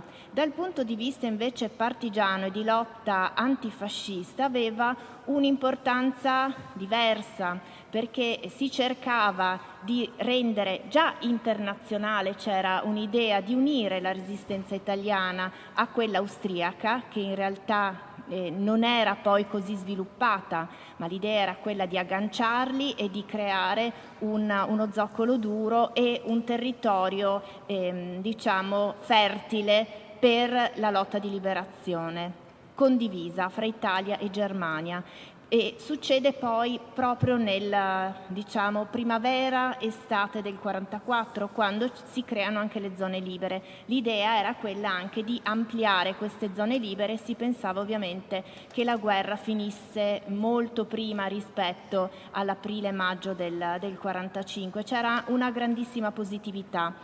Nella zona carnica e dell'Alto Friuli si uniscono e queste operazioni militari e strategiche, che prevedevano anche un'infiltrazione nel territorio austriaco, erano italiane, Garibaldi e Osoppo, ma erano gestite anche dagli alleati, perché anch'essi avevano capito l'importanza straordinaria, poi soprattutto il passo di Montecroce Carnico, di questa operazione. E la ricerca è iniziata nel 2020, un anno che è stato terribile per la ricerca, perché non si poteva accedere agli archivi e tantomeno si potevano intervistare, seriamente, i pochi testimoni ormai di prima generazione non più, ma nemmeno di seconda generazione. Quindi il lavoro fatto in questo volume Partigiani della Wehrmacht, curato da Mirko Carattieri e Iara Meloni, mi ha dato la possibilità invece di incrociare una ricostruzione storica sui disertori della Wehrmacht che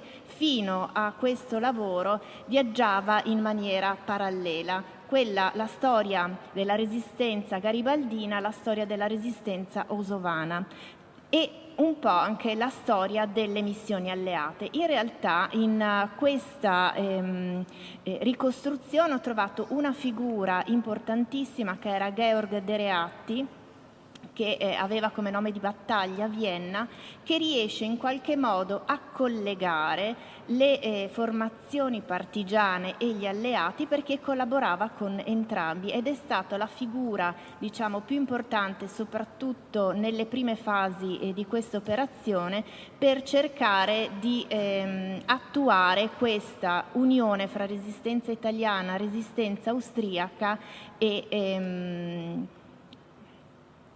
e anche di liberazione del territorio. È stato fondamentale perché, essendo di origine austriaca, ovviamente conosceva bene la lingua e conosceva anche il territorio. Questa operazione in realtà poi fallirà, perché con i grandi rastrellamenti dell'autunno del 44, le condizioni climatiche avversissime, perché inizierà a nevicare, parliamo anche di quote alte dove si faceva la resistenza, tutto alla fine scemerà. Rimarranno e si sposteranno queste formazioni partigiane, recuperando poi invece quest'anno un altro lavoro inedito del 46 che uscirà a breve, un lavoro di rilettura di un inedito di Mario Bettoli, che ho curato assieme a Gianluigi Bettoli. Si trova nuovamente traccia di questo battaglione Freies Deutschland, tra l'altro col nome leggermente storpiato, ed era un documento che io nel 2020-2021 avevo completamente rimosso, ma che sposta questo battaglione per motivi di sicurezza e di sopravvivenza dalla zona carnica, diciamo, alla zona più pordenonese. Allora, questi lavori sono utilissimi perché avviano una ricerca, una curiosità e abituano anche l'occhio del ricercatore a concentrarsi su alcune cose che prima magari passavano più velocemente e attiravano meno l'attenzione. Quindi ben venga una duplice pubblicazione, quella di Carlo Greppi, il buon tedesco, e anche i partigiani della Wehrmacht, perché secondo me hanno proprio avviato un nuovo percorso di ricerca che giustamente è una lettura internazionale e anche legata alla ricerca di biografie poco note. Ad esempio, di questo battaglione Freies Deutschland io non sono riuscita in nessun documento che ho visionato a recuperare l'organico. Anzi, la persona più nota, il commissario politico Gino Unfer, era italiano, quindi sembra quasi uno spregio alla memoria dello stesso battaglione. Su questo battaglione aveva scritto nel 1951 già Tranquillo De Caneva e Carlo Bellina, e vorrei far notare che la ricerca è stata fatta nel 1951, ma la pubblicazione di questa ricerca è arrivata solo nel 1968, quindi anche già in quegli anni probabilmente c'era qualche riflessione o problema di tipo memoriale per la trasmissione di queste storie. E anche qui non ci sono i nomi di nessuno. Alla fine di questo articolo pubblicato in Patria Indipendente addirittura si dice che i due autori avevano ripreso in mano probabilmente questa ricerca e pubblicata proprio per cercare di andare a intervistare gli ultimi 7 sopravvissuti. Questi 7 sopravvissuti rimangono con il nome di sopravvissuti, non è stato associato nessun nome di battaglia, nessun cognome, e quindi spero che magari, rimestando un po' la memoria, le carte di chi le carte che possono essere conservate nelle case, in cantine, nelle soffitte, in Carnia soprattutto, e anche memorie di seconda generazione, magari qualcosa col tempo riesca a riemergere, perché sotto sotto anche in Carnia si ricorda questo battaglione, ma non se ne sa dire molto di più. Tra l'altro in una storia della resistenza delle donne si parla che era composto essenzialmente da donne, e io questa cosa ho detto, questa sicuramente non è una notizia vera, però mi ha comunque molto incuriosita. In tutte le carte, relazioni, pochissime che ho trovato, non c'è nessun riferimento a donne nel battaglione Freies Deutschland, però il fatto che sia stato scritto vuol dire che comunque era un battaglione che si era radicato, secondo me, in qualche modo nel territorio, ed è un'osservazione comunque interessante, anche se errata, da tenere in considerazione. Forse c'erano delle collaborazioni, forse proprio per aiutare queste migrazioni dall'Italia all'Austria, non ve lo so dire. Fatto sta che mi ha molto incuriosito e spero poi di poter riprendere in mano queste cose. Ancora non ci sono i dati del Ricompart da poter visionare per il Triveneto, quindi non sono riuscita ad avere un raffronto su questo. Ho trovato invece un lungo elenco di partigiani della divisione Garibaldi Carnia, a cui era associato il battaglione Freies Deutschland, che ho scorso velocemente perché comunque i nomi erano tutti in italiano. Mi sono anche domandata se forse in una zona di confine in cui anche l'italianizzazione forzata dei nomi insegnata dal fascismo potesse aver inciso, e quindi alcuni dei nomi che io vedevo come Gianni, Carlo, non lo so, in realtà fossero di altre origini. Ecco, questo giusto per fare una parentesi di tipo più locale di una ricerca che è iniziata ma che mi auguro che si sviluppi sempre di più. E incontri come questo servono anche per comunicare non solo quanto è stato fatto, ma anche implicitamente quanto si vorrebbe fare. Ecco, io non so se Carlo vuole raccontare, aggiungere qualcos'altro. Tra l'altro,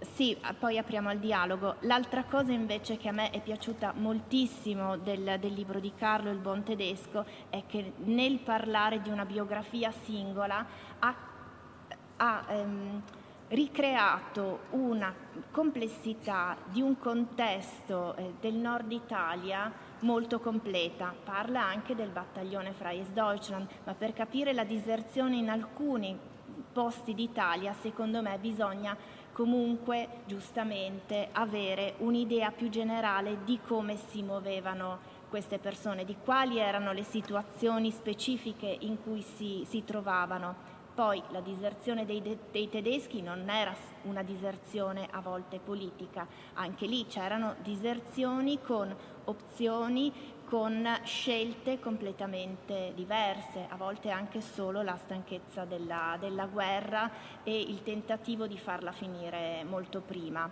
Come erano stati ricevuti dagli italiani? Perché questa è un'altra domanda chiave di queste diserzioni.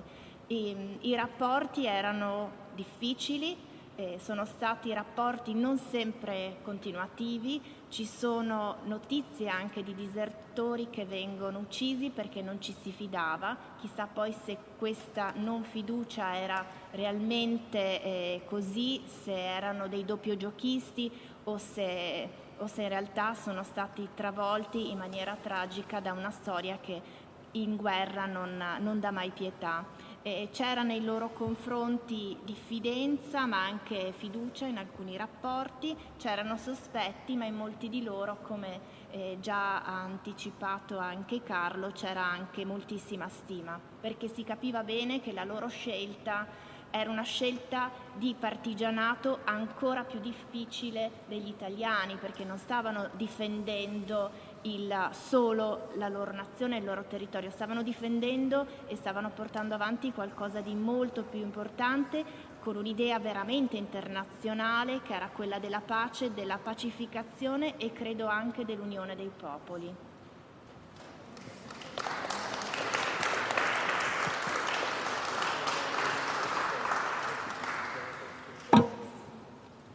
E direi, se qualcuno ha qualche domanda, qualche proposta, se anche ha avuto l'occasione magari di leggere qualcosa su queste tematiche. Io mi sono soffermata molto sulla parte dei disertori della Wehrmacht e meno sulla prima guerra mondiale, però ricordiamoci insomma che le domande possono essere fatte per entrambe le relazioni. Passo il microfono a voi.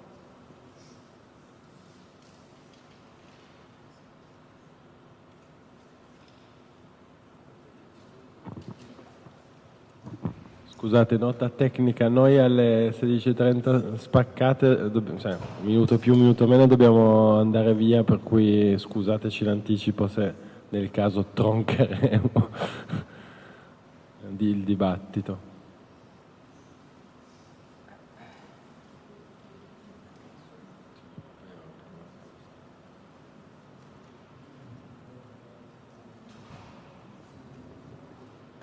Allora, visto che nessuno si propone, io colgo l'occasione per farvi un invito e tenerci aggiornati e anche a fare voi stessi una ricerca su queste tematiche, contattare anche l'istituto se conoscete persone che possono avere informazioni particolari, conoscenze o anche interesse, che possono aver raccolto documentazione su questi argomenti. Vi chiedo di contattarci e di farci sapere, perché la ricerca, è già stato detto più volte, è un lavoro collettivo alla fine, è un lavoro di scambio ed è un lavoro che a volte anche nei libri è un unico ha un unico nome, però se li sfogliate con attenzione e arrivate alla parte dei ringraziamenti, vedete che gli elenchi sono sempre molto lunghi.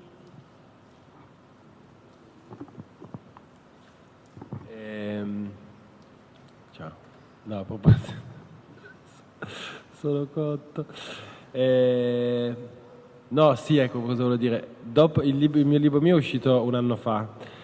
Io ho dovuto creare una cartella che forse non userò mai, ma magari a un certo punto ordinerò, che ho chiamato Storie collaterali, perché da quando è uscito, comunque sono passati 80 anni, ho avuto parecchie segnalazioni, a volte con documentazione o comunque con degli allegati, nel caso delle mail, di storie che io non avevo mai sentito, che non era mio cugino, no, mio padre combatteva con un tedesco, ma sa che qua c'è una lapide in questo paesino in cui c'è un tedesco, per cui a me viene sempre l'immagine di Tom Sawyer e Huckleberry Finn, che quando si fingono morti sul Mississippi sparano le cannonate a pelo d'acqua per tirar su gli eventuali cadaveri. Cioè, secondo me c'è poi questo effetto qua con i libri, è un po' il sasso nello stagno, diciamo.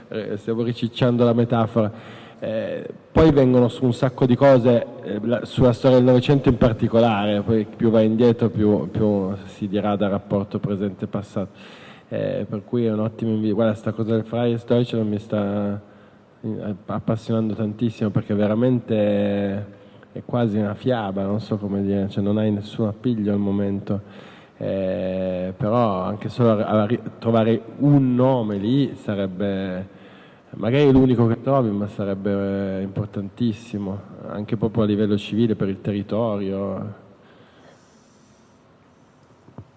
Poi, giusto per dare un'idea su questo battaglione Freies Deutschland, ho mantenuto il nome battaglione perché così avevano scritto Tranquillo De Caneva e Carlo Bellina. Io non l'ho scritto nel saggio, ma a un certo punto mi è venuto il sospetto che non fosse forse un vero battaglione, che nel dopoguerra sia stato definito battaglione per convenienza, per far meglio capire la struttura militare di questo gruppo di disertori della Wehrmacht, ma che forse fosse un distaccamento. Quindi, e anche il numero varia, perché ci sono alcune testimonianze che dicono 4-5, in altre si trova 30 e poi dicono 4-5, però 4-5 sono passati dalla Garibaldi alla USOP, quindi dici se 4-5 sono passati da una formazione all'altra, in una sono rimasti 0, però poi i conti non tornano mai. Questo dà anche idea della difficoltà che c'è nel fare ricerca e anche nel trovare poi una sintesi di tutto quello che si trova e che a volte in documenti come questi si contraddice.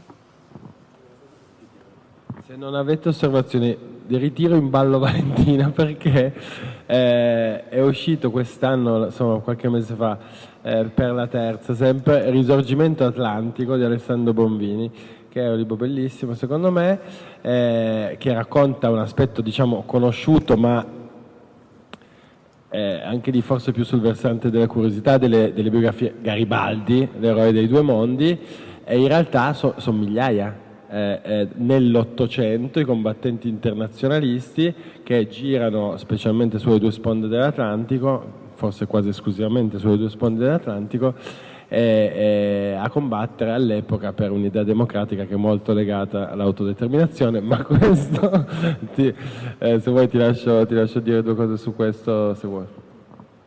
Vabbè, nel senso il fatto è che, come dire, noi siamo figli di un'ottica che ha teso nel tempo e nel Novecento a rafforzare questo concetto di nazionalità, a chiuderlo a doppia mandata come se fosse qualcosa di estremamente rilevante nella percezione che ciascuno di noi ha del cosmo. Ma poi se vai a scavare, in realtà appunto siamo in un mondo globale dove la gente si sposta un sacco e quindi, come dire, dove le esperienze sono appunto globali e quindi ci sono fermenti che attraversano veramente il mondo da una parte all'altra. In questa cosa qua noi dobbiamo trovare appunto anche la risorsa per per sentirci tutti uguali, cioè alla fine secondo me, cioè come dire, ricerche come queste servono anche a quello, a far capire come tutto sommato, non è che questa cosa ovviamente cancella con un colpo di spugna 1 secolo e mezzo di costruzione identitaria sulla base della nazione, che ovviamente, come dicevo prima, le rappresentazioni sono importanti, le mitologie sono importanti e spesso, come dire, sono alla base delle nostre scelte più sentite e più motivate. Però è anche vero che appunto diciamo che da quando, adesso per tagliare giù le cose con l'accetta, la rivoluzione industriale ha cominciato a unirci tutti in un unico grande modello economico che gira più o meno alla stessa velocità, e ovviamente questo non è accaduto in un giorno e non è accaduto linearmente, però sempre di più le persone di diverse parti del globo hanno vissuto esperienze comparabili e si sono immaginate un mondo unito, un mondo in cui, come Nelly Bly, la giornalista che a fine 800 per prima ha fatto il giro del mondo in 72 giorni, cioè ha sperimentato l'impresa che Verne aveva immaginato soltanto sulla carta. Come dire, il mondo, cioè, sempre più persone hanno pensato che il mondo è uno e che se hai un senso di giustizia e come dire, hai voglia che questo senso di giustizia trovi il suo spazio, puoi farlo ovunque, non è importante la lingua che parli, la religione che professi, eccetera. E questa cosa è vera appunto in diverse epoche della storia, più recente, diciamo l'ultimo secolo e mezzo, per diversi fenomeni, ed è vera effettivamente anche per il risorgimento inteso più che come appunto affermazione delle nazionalità, come affermazione della democrazia, una democrazia parziale, una democrazia maschilista, una democrazia limitata finché vogliamo, però è da lì che arriviamo, cioè, siamo passati di lì, non ci scappa.